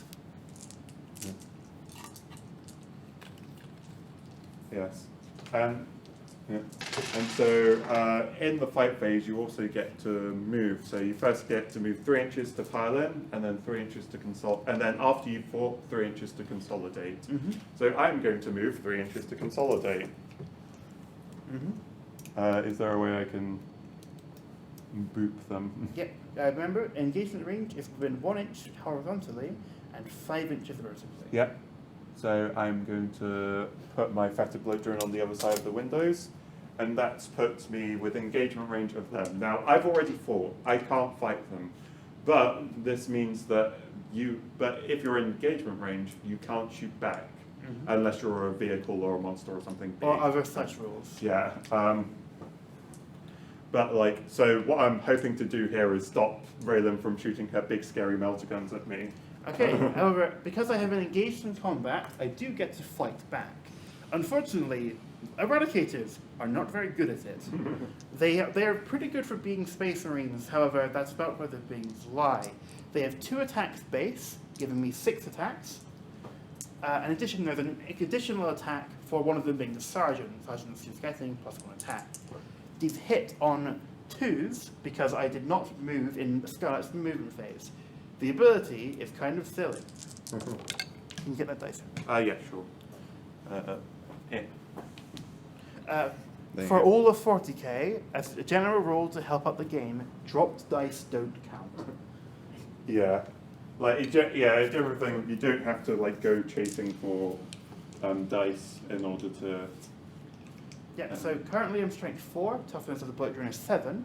As the toughness of the target is exceeded, the toughness of the target exceeds the strength, but not doubled, I wound on 5s. I get 1 wound at no AP. Okay. So I get, this is no AP, so I get my normal armor save. The Fetter Bullet Drone has an armor save of 3 up. Failed. It's 1 wound, I'm not going to re-roll that. So putting the bullet drone down to 6 wounds. That's 9 to 6. Yeah, unfortunately, these are nice metal dice, but they are not spin downs, so you do have to find the numbers. Okay, and that is the end of the fight phase, moving to the morale phase. In the morale phase, which you didn't do last turn as new models died, units which have had any models removed must attempt to hold themselves together. They roll a d6, and if the roll plus the number of models that died exceeds the leadership characteristic of the highest model in the unit, then things start to run. However, the only unit that lost any models died. As such, they can't really run away, meaning it is the end of Scarlett's turn 2. Putting it, well, turn 1 even, putting it into turn 2. Yep. So we move the big dice over, and things start. So, in turn 2, as I'm a Space Marine, I activate the Tactical Doctrine, which means all of my assault weapons and my rapid fire weapons get +1 to their armor penetration. In addition, as I am Dark Angels, I get the ability Fire Discipline,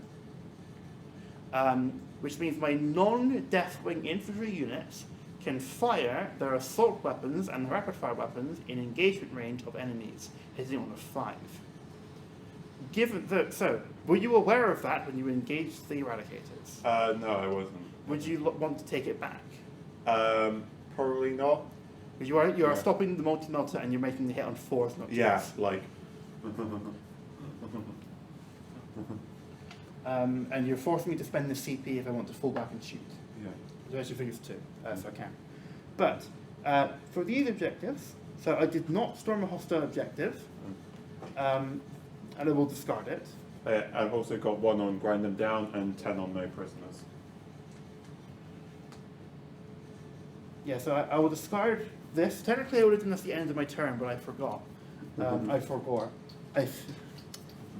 But this one is activated now. Finishes at the end of Scarlett's turn, which is now, where I have finished the action, scoring me 5 victory points. Then it is discarded. So I am currently on 5 points, and then bring it down, the Fetter Bullet Drone is not killed, because I will not discard the card. Then I draw up to 3. So I have grind them down, so I have to kill 4 units. So basically I need to kill Scarlett back. And I have secure no man's land. Secondary mission is to achieve the end of your turn if you control 2 or more objective markers in no man's land. So I must control that objective and that objective. Unfortunately, though I have a few things here which aren't possible, it's not worth me re-rolling it for the CP. So instead, I will move into the movement phase. Apologies, I get points. Yeah. So I currently control 1 objective and 2 objectives. So I get 5 points for holding 1, but I do not hold more than Scarlett, putting me on 10. Then I go to the movement phase. My Deathly Knights, I'm unsure about. I could go in the middle. Yeah, so essentially, you could try and like go over here to try and rush this objective and take out my fit, or he can go over there to try and stop my blade drone from doing more damage. I assume just a bit of a fallover on them being all he's. Yeah. Fair enough. Yeah. Yes, unfortunately, and this is currently a topic of debate in the community, Space Marines are all men, unfortunately. But yes, I could use the stratagem Intractable to allow them to fall back and shoot. Unfortunately, I do not have the command points to do so. So they will remain stationary in combat. Then my Deathly Knights will move, moving up their 5 inches to engage the Blightlord Terminators in glorious CQC melee combat. So, this guy can move to be under here, but that would be a pain in the ass. So instead he is up here, representing him being on the bottom floor. Yeah. Well, This is called being a good player and courteous to your opponent. And then, yeah, and also, you know, like, probably shows up better on camera. Indeed. In some media, somehow Terminators do backflips, so we're assuming that's what he's doing. And same here, he's on the bottom floor, and Ezekiel will move to here. Do you know he won't? He'll move to here so he can get other powers up. Cool. Those intercessors there. What weapons are your Plague Marines equipped with? So they have they have 2 plasma guns, one on the sergeant, one on the like special weapons slot. They've got a flail and they've got a blight launcher. Okay. Well, my intercessors are going to move up into the terrain.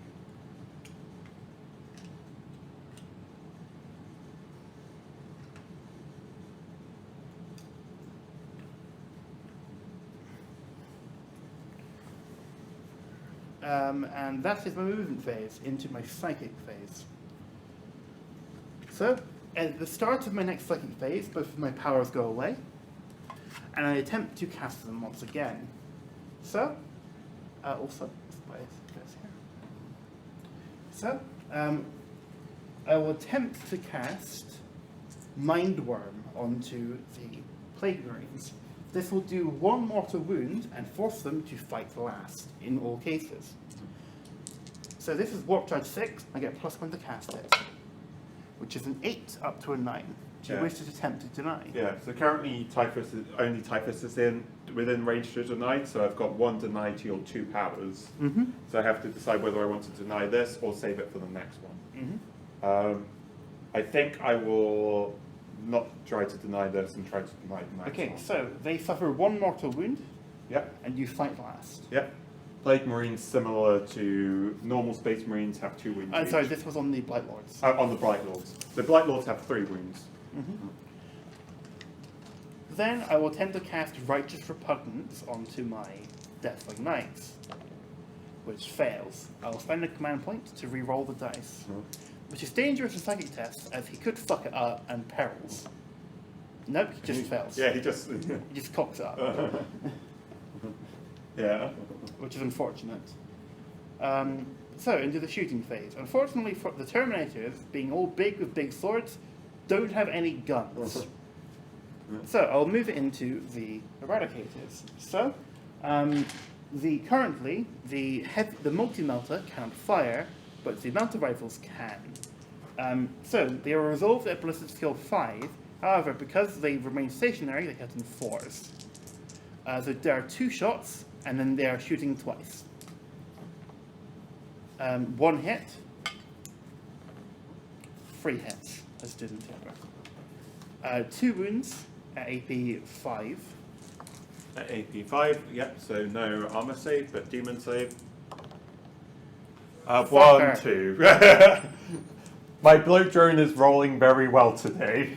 My Olakim will fire the Deliverer into the Blight Lords, hitting on a 2. He hits, it's strength 4, so wounding on a 5. but it does wound, as these are the Blight Lords are toughness 5.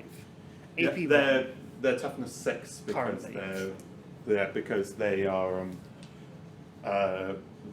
putrescent vitality. It's AP 1. Yeah. So How looking for time, by the way? that's a 1. Currently it's 11 o'clock. Yeah, so we've got 45 minutes, I believe. Cool. 1. So this does 2 damage. Unfortunately, down to 1 because you're Death Guard. Yeah. So I'm just gonna take the 1 wound. Cool. Then my Apothecary will fire his bolt gun at you. He hits twice. He wounds. AP 1. AP 1. So 2 up. Yeah. 2 up save. That's fine. Okay. Over there, the Intercessors will fire all of their bolt rifles into, or ABRs, into the Plague Marines. Yep. In addition, one of them will throw a crack grenade. Most Space Marines are equipped with grenades. They're both frag and crack. They are very powerful, however, they can only be used at very close range. In addition, for all units with a grenade weapon, only one model in a unit may fire a grenade when they shoot.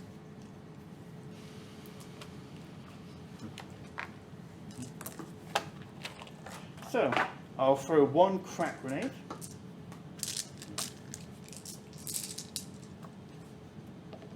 Which hits. Strength 6, wounding on a 3, which fails to wound, of course. So, when you fire a grenade, we'll throw it, I suppose, you do not get to fire any other weapon. As such, the rest of them will fire with their ABRs. These have 3 shots each, hitting on a 3 because they move. These are assault weapons. That's not great. That's very bad. Oof. That's over half having missed. Yeah. That sucks. Yeah, that's 5 hits out of 6. And 1 wound. Out of 12. Yeah. 11. So that's 1 wound. 1 wound. Okay. This was into the Plague Marines, so they have 3 up saves. They're fine. Shit. A very unsuccessful shooting phase there. Into the charge phase. Alright. So how far do you need to charge the Deathwing Knights? I think the first thing I'll do, actually, is the Yeah. Intercessors will charge the Okay. Plague Marines. So now I have to decide whether I want to use any stratagems. Mm-hmm. So I'm going to measure the charge from Deathwing Knights, even though that's not happening now, to see if one of my stratagems will be useful. That looks like a 5-inch charge. Actually, no, that's going to be like a 4-inch charge.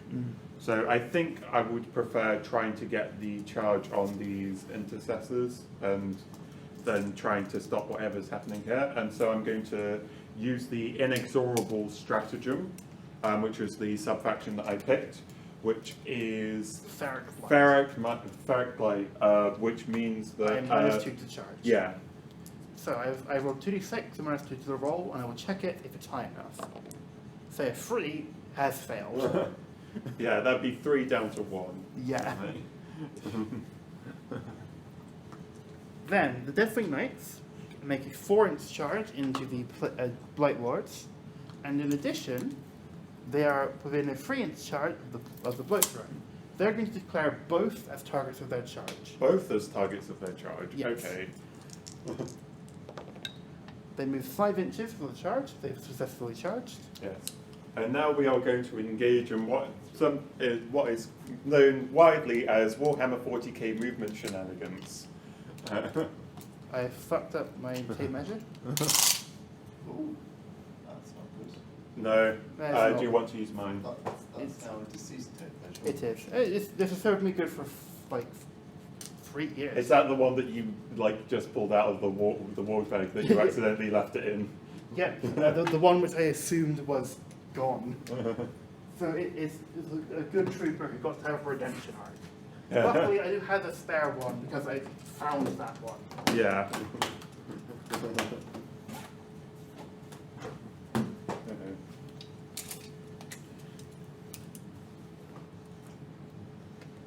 So I will move 5 inches to here, Yep. and an additional 5 inches. It's essentially Conga, like- conga, conga, yeah. conga, So conga, units conga. have to be within coherency. So for a unit of this size, each model has to be within 2 inches of 2 other models. Otherwise, you start to lose models until that's the case. Luckily, they can all move 5 inches in any direction provided they finish their charge close enough. Yeah. So currently, you're witnessing the Congo line. For clarity, if the unit finishes close enough, not just models. These 3 moving 5, Yeah. yeah they could chain over. Actually, I will be a bit more intelligent about this and just hit you there, with these 2 Yep. being close enough, and then the conga begins. Conga, Fair conga, enough. conga, conga, conga.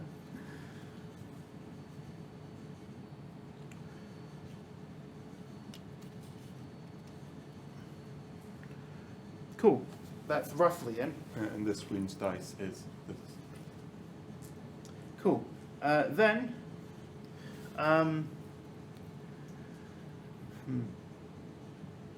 Ezekiel, Odakim will charge. Okay. He gets a 5, which is not in at all. Was that a 5? I think so. It was a 2. Yeah, because it was a 5. Cool, so he fails. And that will be my charges. Okay. Now my characters would be able to get into, like, essentially have opportunity to get into the fight, but I need to be within 3 inches of Raylan's models, and it doesn't look like that is the case. Yes, so then I will pile in. And pile in as such.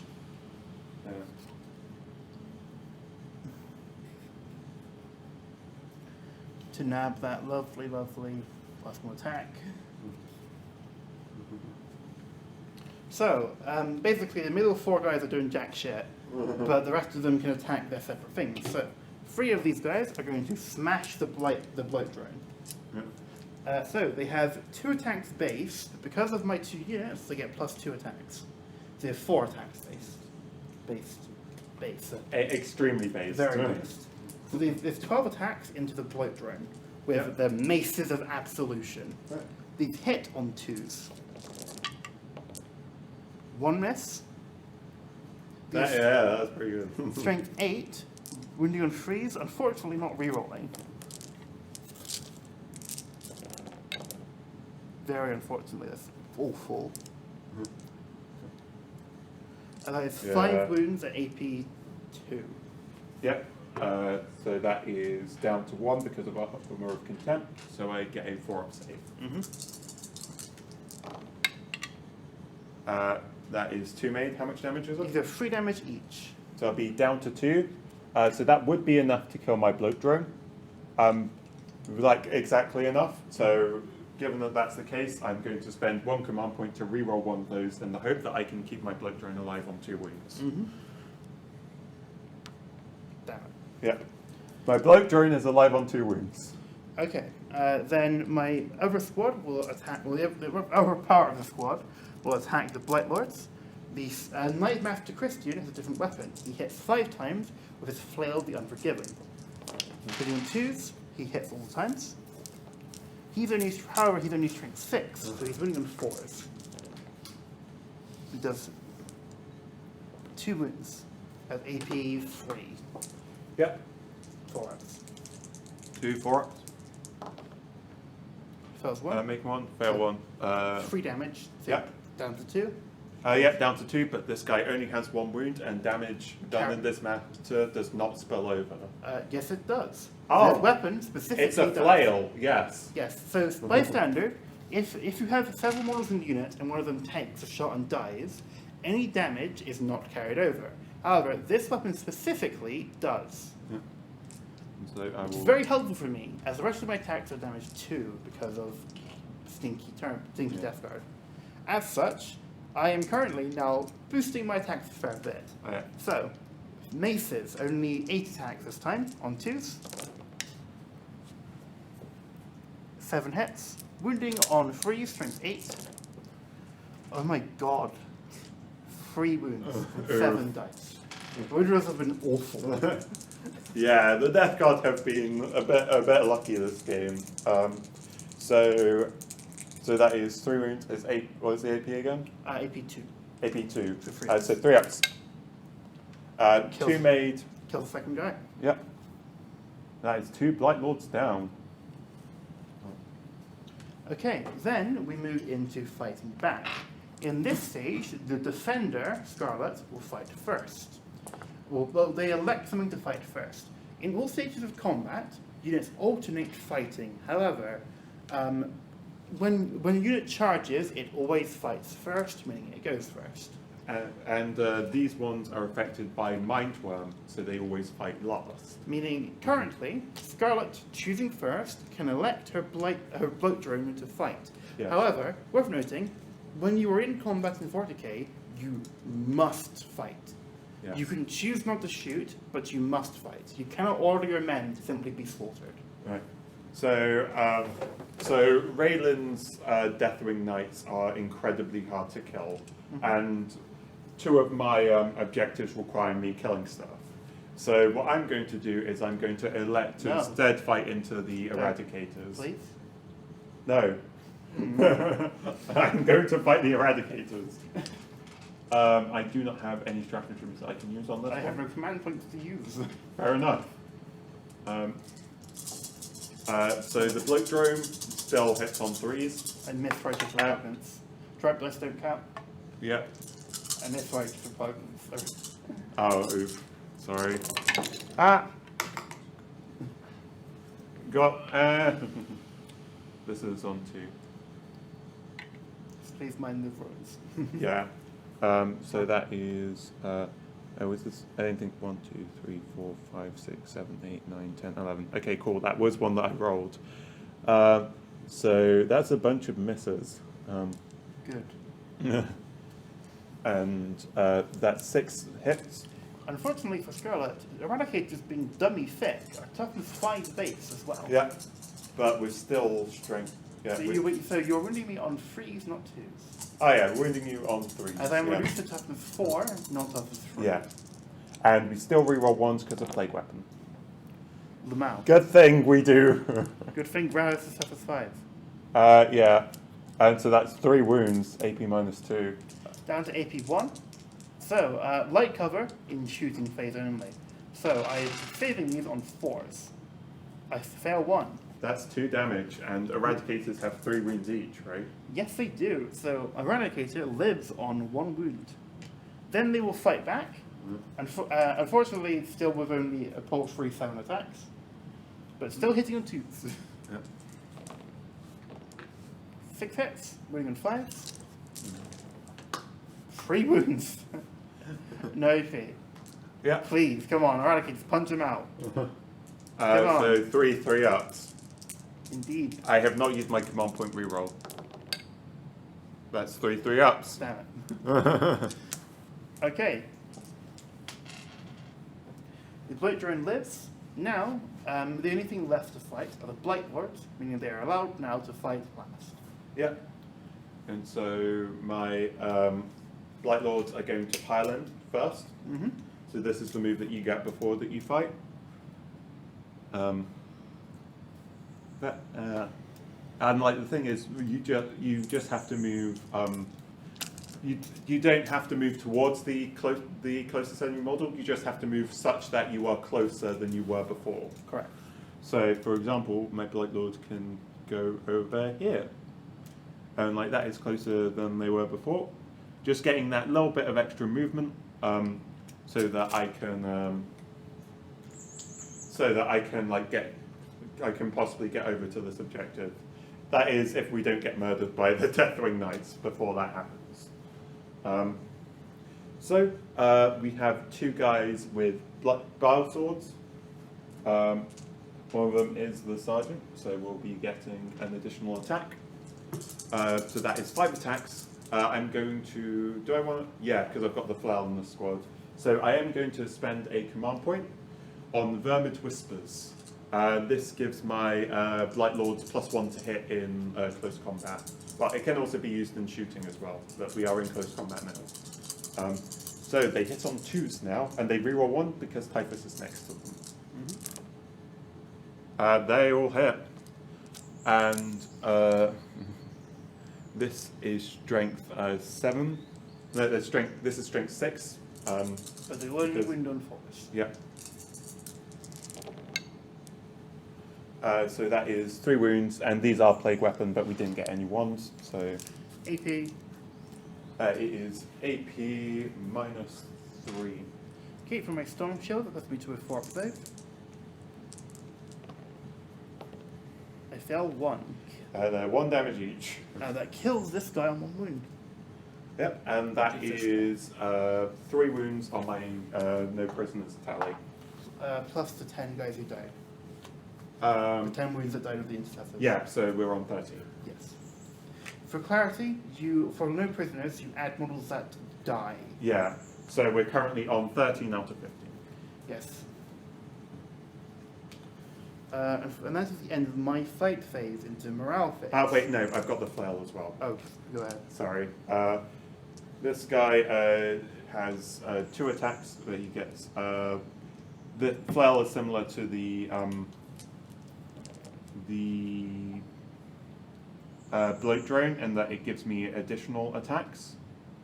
So I believe I get 2 additional attacks for. Oh, yeah, Blight Lords get 3 attacks each. I remember that. So yeah, this doubles the number of attacks I get. So I get 6 attacks instead of 3. So we hit on 2s again, re-rolling 1s because of Typhus. Reroll 1s. So that's 6 hits. Wounding on 4s again, re-rolling 1s because of Plague Weapon. So that is 4 wounds. The AP is minus 2. 3 up saves. I failed 2, And these are 2 damage each. which will kill a monster. And that will bring me up to 16 for no prisoners. Good thing I remembered that. Which will either bring us to a tie. Yeah. 10 points each on your turn. Yeah. So at this So in the morale phase, we do have a unit that says survived and lost wounds on my side. You start with the player who went first. However, Deathwing Knights are, of course, also immune to morale. Alright, cool. The Blight Lords lost 2 members. What Yep. is leadership? They are. Keeping in mind they are fight lasted, which is not what that does, so you want Yeah. Yes. It's not often that leadership. They're leadership 9. So Yes, they're fine. yeah. So in the morale phase, we're all good, and then end of the turn. My grind them down tally is at 1 because of that unit that I killed earlier, and you didn't manage to kill anything on your turn. So I score that. I also score no prisoners because I have managed to get to 15 on the kill cap tally, and so I will be up to 10 points. Yes, and I will discard Secure No Man's Land at the end of my turn. Right. Leave it when that happens.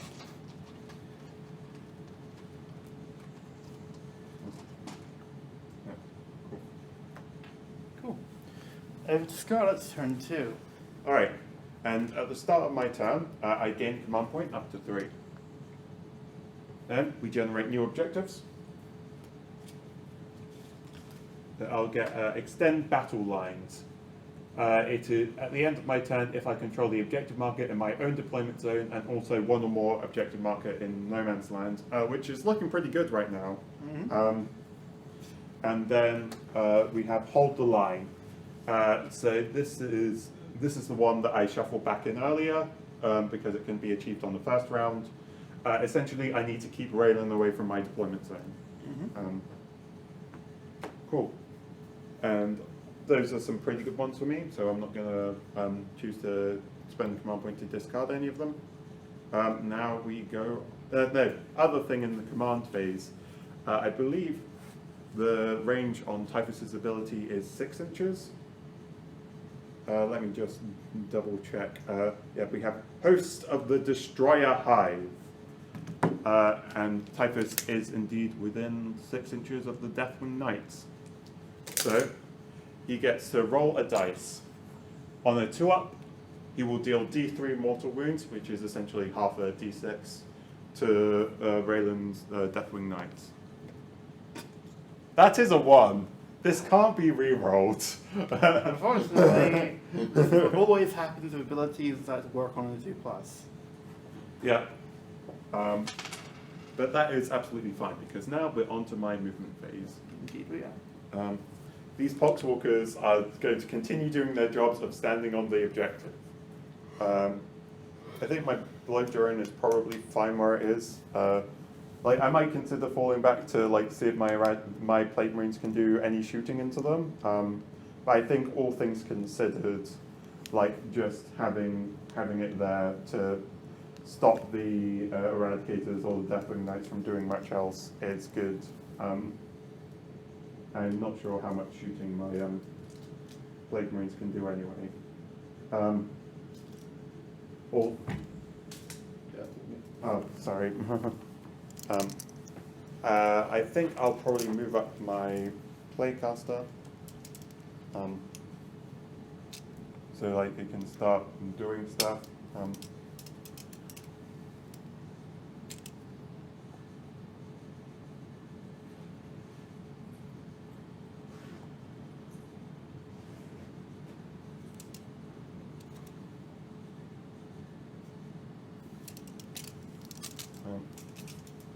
Cool. I'm going to move my Plague Marines up here to try and get the assault on my on these Marines.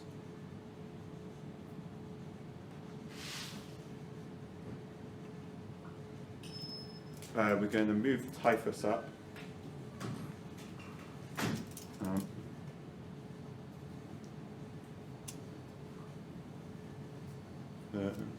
Maybe get some glorious character roll and character combat here.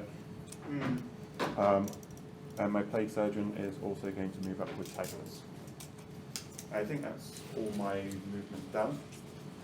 Okay, psychic phase. Psychic phase. Luckily for me, Olakim has a psychic hood. So now, because I'm within 12 inches, I'm +1 to deny Typhus. Yeah. Alright, so we will start with we'll start with Typhus again. Typhus is going to refresh. In fact, he's going to use Protestant Vitality on himself because there's not doing much on the Blight Lords against the Deathwing Knights. So he's going to cast it on himself, and we're going to see if we can deal with the Librarian. What's his name? Olakim. Olakim. Cool. That's only 1 dice. 10. 10. Okay, I need to get a roll of 10 in turn. I do not. Yeah. So there's a failed deny the witch and a successful power. Yeah. And so he successfully uses Protestant Vitality on himself. Then we are going to use Curse of the Leper again on your Deathwing Knights. And I'm now within range of your Deathwing Knights, so you're going to be at toughness -1. Yes. So Curse of the Leper is going to be even more effective.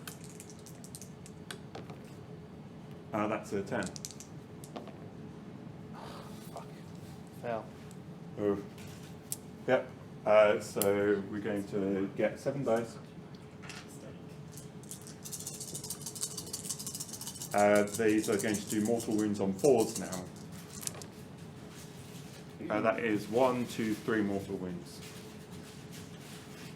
Okay. Just to warn you, you have about 20 minutes left. 20 minutes, cool. Yeah, I'll kill this guy. Yeah, and notably that means the Deathwing Knights are no longer in range of my Blood Drone. In engagement range. Cool. And now we are going to move on to the Malignant Playcaster. The Malignant Playcaster is going to cast Is he within range of them? No, he's not. So he's going to continue to use his abilities on the bloater room. Miasma of Pestilence. So 7. So that goes off. And then there's Pestilential Fallout. Yeah, Pestilential Fallout. But unfortunately, he's not within 12 inches of anything. Cool. So basically, the playcaster gets real stinky if he rolls 7 or more on powers. yeah. And I think he's going to cast a good old-fashioned Smite. yeah. Because essentially, I've got my units all over the board now, so I'm not too worried about getting the plus range. So I'm just going to use the basic ability Smite. Are you sure that it is closer than the Deathwing Knights? You are right, the Deathwing Knights are closer. So yeah, essentially Smite has to target the closest unit to stop you from essentially mortal wounding characters from across the board. Yeah, Smite is a generic power all psychers have access to. That's a 4. Smite goes off on a 5, Correct, so so that it's is fail. not enough. Oh, into the shooting phase. Right. My Plague Marines have shots with all their special weapons. Yep. So first we have the Blight Launcher. It hits all on 3s. That's 2 hits. We within 3 inches of you? I believe we are. So you're at toughness 3. Wounds on 2s. Wounds on 2s, re-rolling 1s. 1s. Good thing we're re-rolling 1s. For those who couldn't see, that was double 1. That is 2 wounds. AP2. AP2. So I've got a 2-up save for being in cover and armor contempt down to a -1, so 3 ups. I make both. Yep. Which is lucky because Blight Launcher is damage 2. Yeah, and we have we have 2 plasma guns. They're going to be rapid firing. Rapid fire weapons have a given range. If you're within half range of a rapid fire weapon, you double the number of shots made with it. Yeah, with plasmas you can choose to overcharge, which essentially You get +1 to your strength and damage, but you risk killing yourself if you roll a 1 to hit. Yeah, I'm not going to do that. Generally, that's good if you have things that can reroll 1s, but Typhus is But unfortunately. you will. It does mean you'll wound on 2s and kill me if you make it the same. That is true. Actually, you know what? We are going to overcharge. Yeah, so you need to roll them separately because we need to know who Oh, yeah. drives. So Sergeant. Yep, Sergeant. Aw. It's fine. So that's 2 hits with the Sergeant. Yeah. That's a 1 with the plasma gun. So the plasma gunner is killed. But we but- still get 3 attacks through. Yeah, which does give me a. No, it doesn't. Damn it. I don't have grind them down. I don't have no prisoners. You did. Yeah. Yes. So that's 3 hits, running on 2s. Yep. Yep. And these are not plague weapons. Yep. So just move 3 on would shit. 80 minus 3. I shouldn't have tempted you. Damn it. You underestimate my power. So the AP3 down to AP2, which is on the 4-up save, which would make. But I damn it, win. only I'm allowed to make successful saves. Okay, then there's a bolt gun, correct? Yep. Did you want to throw a crack grenade? It'd be a blight Blight grenade. They have blight grenades and crack grenades, so blight grenades, crack grenades. I think they've got blight grenades and crack grenades. So Crack. yeah, we'll throw a crack grenade as well. For those wondering, I do also play Death Guard, and that might be why it appears I know many rules of Scarlet. Yeah, unfortunately, Reylynn is much more experienced than I am. Scarlet's played the game longer than that. Yeah, but I haven't played as much Knight as you have, so like, hits on 3s, it misses. Cool. And the Pistol. SCB has one. I'm not sure he does. No. I think he's just got blight grenades. Oh. But yeah, so and there's also a blight launcher on the squad. Which squad? This one. It fired. What? Remember, I've made saves. No, that was on. Wait, yeah, no, never mind. Yes. I'm so smart. SMART. Mutty. Those 2 characters I assume are shooting at Alakin. Yes. So Typhus has his. Typhus also only has blight grenades. I don't think he's quite in range. No. I can see a plasma. Only plague surgeon is different. Yeah, this is a Noxious Blightbringer rather than a Plague Surgeon, the model, and I don't think Plague Surgeons have. They've got a bolt pistol. Fire out. Yeah, it hits on 2s. Hey, It hits. wounds on a 4. Yeah, that's Cocked. cocked. Hits. It wounds. Saved. All right, I think that's all for shooting. Charge phase. Charge. My Typhus is going to charge Olakim. Would you like to use any stratagems? No. Fair enough. I have no CP. Yeah. Oh, yeah, you have no C. You're in. 10 inches, yep. I'm just going to boop. Mm-hmm. And the Plague Surgeon is... Yeah, we'll just leave that as a 1v1. We're going to charge into your Deathwing Knights. Cool. I forgot to do my phone opinions, but also such as you. Yeah, we both forgot. It's fine. 9 inches. You do actually have to be within engagement range, which is unfortunate. But I think I can move around to here and get in. All right. Plague Marines. Plague Marines into these guys. 7 inches. That'll be in. Yeah. The bastard number.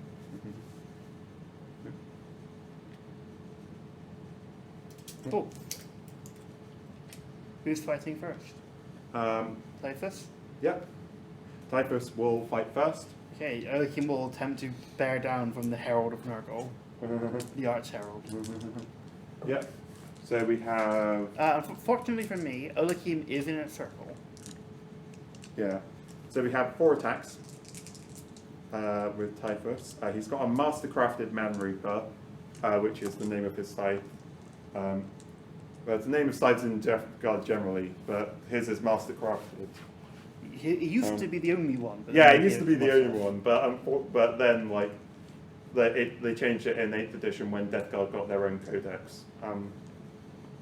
But yeah, so he has 4 attacks. He gets on 2s. Unfortunately, he doesn't get to reroll for himself. The man. So that's 1 miss. We are cleaving, which is the essentially super. Yep, we're in 4 because I'm Deathwing. Yep. That's 1 wound. Plague Weapon? Plague Weapon. You are correct. One. It is very courteous in 40k to remind your opponent about rules they forget. Yeah.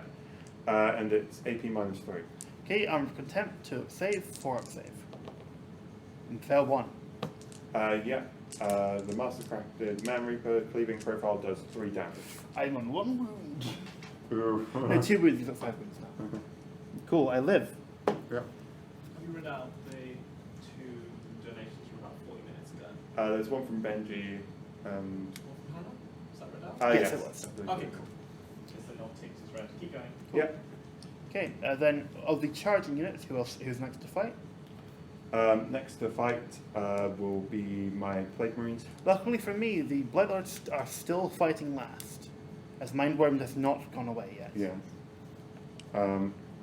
The Plague Marines have Plague Knives, and we've got a Power Fist because it's free now. It's free. It's not free. Sorry, well, Yeah. So 6 attacks. They hit on 3s because they are basic Marines. pretty good basic Marine. Yeah, all hit. Dang. They are strength 4. You're now toughness 3 because you're next to me. Yep. So they wound on 3s, re-rolling 1s because it's a plague weapon. The plague knife. Yeah, it's a plague knife. Stab. Yep. So 4 wounds, no AP. Fell 1. Yep. So that is 1 damage. Put that on the guy on the top floor. Yep.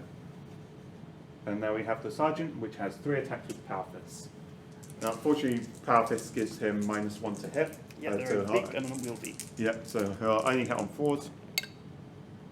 That's a 1 and a 2 and a 3. Yeah. I'm not spiteful enough to command point reroll any of those.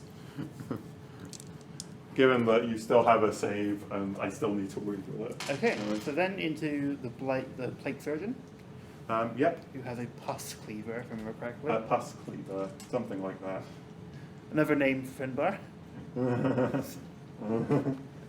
So he gets 4 attacks. Wait, no, the plague surgeon just has a bell right about now. Okay. But he hits on 2s because he is a character. Yep, and Typhus also doesn't get to Keep give it him going. rerolls. For clarity, most characters will hit on 2s and shooting in combat. For Space Marine characters, that is. Yep, and he is strength 5. Apothecary does but not, you're- he's a little bitch. Yep, so 4s to wound, Oh, reroll I mean, 1s. he's a medic, so he's kind of thinking of other things. Reroll 1s. 3 wounds. Nice. Okay, AP. It's 8. It is 18 minus 3. I've Farp and Bone fell on 1. Damage. It's 1 damage. Okay, 6 of no pain, mate. Nothing. Okay, I'm gonna go with the Eradicators next because they're still in combat. Yep. Hitting on 2s still. My Miasma failed again, right? Yep. They all hit. Winning Wait, no, Miasma succeeded. They're 1 for this. That is 3 wounds. Yep. Come on. Yep. 3 up saves. Come on. Okay, Ezekiel will fight, or Olakim will fight. He has 3 attacks base plus 2 from their bullshit. Because it's like Corn characters. Yep. So, he's hitting on 2s. Miss 1, strength 4 plus 2. Because of Putrescent Vitality, is wounding on 4s. Yep. 1 wound, AP 4. Yep. So he'll be on his 4 up save because all 4 up invulnerable save because all Death Guard Terminators get that. Fails it. Fails It's it. flat 3 damage against Chaos. 3 damage. So that'll be down to 2. Yes. And Typhus has 6 wounds. So I don't think I'm. Actually, no. I've got the command points. I'm going to reroll that. I am spiteful enough to reroll this. Hey. Okay, the Deathwing Knights will fight. They're engaged with these guys, so they'll pile in this way. Yeah. They can probably Conga. they can move more, but I say like Yeah. 1/6 of them are in combat. 5 attacks from the character. Normally with Space Marines, you lose attacks as you've not been charged. However, here with this combo, they don't. 5 attacks with Christian, hitting on 2s. Wounding on 3s, because you're now strength the top is 5. That is 3 wounds at AP 3. Yep. So 3 4-ups. That's 2 go through. These are 3 damage each, down to 2 damage each. Yep. So I have 4 Plague Surgeon saves that we have been forgetting to do. So that's 3 damage. That kills another Blight Lord. Cool, and then there are 5 other guys with 4 attacks each. Who are all going to smash it. Yep. 20 attacks. But why did neither of them have a Nintendo Switch on them? They miss twice. Yep.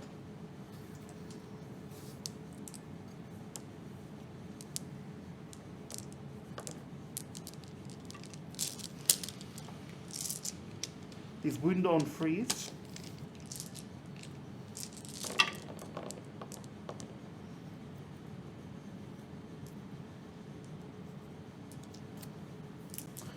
Is 3, 6, 9, 12, 14 wounds at 82. 14 wounds. So that is 14 3-up saves. 1, 2, 3, 4 go through. Okay, there's a damage 2 from after your thing. Yep. So Kills that 2 will be 8.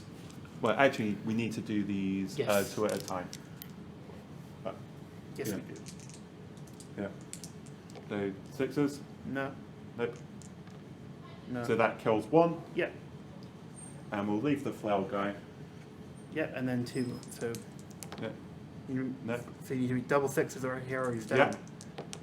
No. Nope. That's the squad white. And then they will consolidate into the Plague Surgeon. Fair enough. Cool. Then your Plague Drone will fight back. Yep. It gets 12 attacks. Three.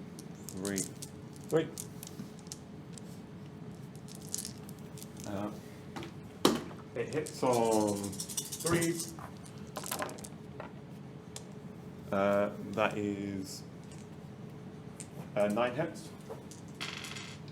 It wounds on strength 6 against toughness 4, so it wounds on 3s. We roll 1s because of plague weapon. That is 4.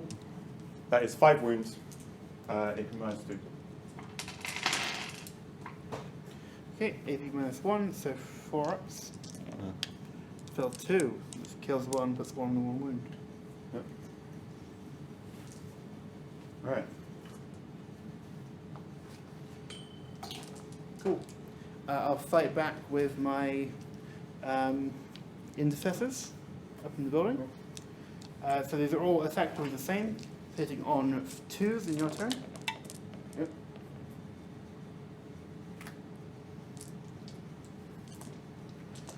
Wounding on 5s.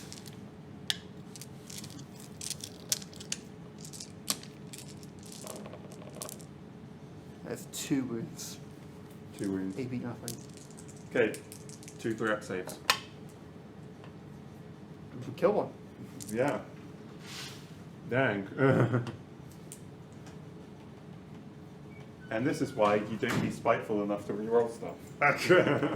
Cool, which means it's the end of turn 2. Yeah. I think, like, unfortunately, that might be all that we have time for. Indeed. You are 2 minutes before your end time. Yeah. So Yes. I think we Yeah. definitely need the time to pack away before tabletop will leave. So, oh So, yes, like, because yeah. tabletop we will want to use that table. Yeah. So please begin So, the yeah. eating after you do your outro. So, what I would like to do before we end is a bit of this one-on-one character action. Yeah. So over here, we've got 2 named characters, important psychers of their respective legions, who would like to have a fight. So, I'm going to smite Typhus, which fails. And then I'm going to cast Righteous Repugnance on myself, which succeeds. I would like to deny. You fail. Fail. So he's rerolling hits and wounds. He'll shoot with his pistol, and this is an assault doctrine. On a 2 to hit, misses. Then in fight phase, he gets 5 attacks. Shit. Hitting on 2s, rerolling. They all hit. Wounding on 3s, rerolling. Because Blue Impression is still up, so Yeah. wounding on 4s, rerolling. Rerolling. That's 4 wounds at AP 4. Okay. 4 4-up saves. All 4s. Oh shit. All 4. Damn. And then Oakim will go down from Yeah. your attacks. But good game. Yeah, good game. I hope Yeah, you obviously we didn't quite manage to finish. Like we've got, like it looks like this point will hold, but like we've got some death guards over here and here. Like, Yes. Who do you think would win? So like I think like So given a more realistic scenario, though I probably would have still done attacks here, these guys would wipe the 2 characters out. yeah, like your Deafening Knights would probably wipe these characters out. The bloke drone probably like keep like. Well, the blood drone yeah. would be shot at Yeah. with 3 hits, Yeah. with 3 wounds. Then if Yeah. if it fails any save, it dies. Yeah. So like yeah. So at this point, it does look like the Marines Malevolent are sweeping up the board. So do you think you would concede? Yeah. Good game. Good game. The day is won for the Marines Malevolent. Yeah. We'll But thank you Yeah. for watching, thank you for your lovely donations, and we hope to see you in the next segment of the wonderful, awful, terrible and just disgusting tabletopically. Yeah. Alright. Yeah, those are all the correct words about that. Right, in which case, I'll let you start to pack up, and we'll rotate that camera, I guess. Yeah, we'll do that. It'll be fine. It'll be a laugh. It may just be me behind the mixing desk sassing you, but that's all right. Cool. We've got 3 wheel spins, so 3 wheel spins. 3. Okay. 3. 3? Yeah, got 3 of them. It's a big number. It's bigger than 2. It is bigger than 2. We learned that yesterday in Lil's talk. Wait, did we? I'm not sure we actually Second did. gayest number. It's the second gayest number. Or do you determine the gas was? I don't think I we don't- actually said Yeah, what the gayest was. I think if Lils is listening, you gave a cop-out answer. I see. Alrighty, I'll fade. I think like no one asked what the first gayest number was. I think. No, the slide did. Oh, okay. Yeah. Anyway, I'm going to quickly cut the slides for a moment, so we'll be back with you very, very shortly. Okay.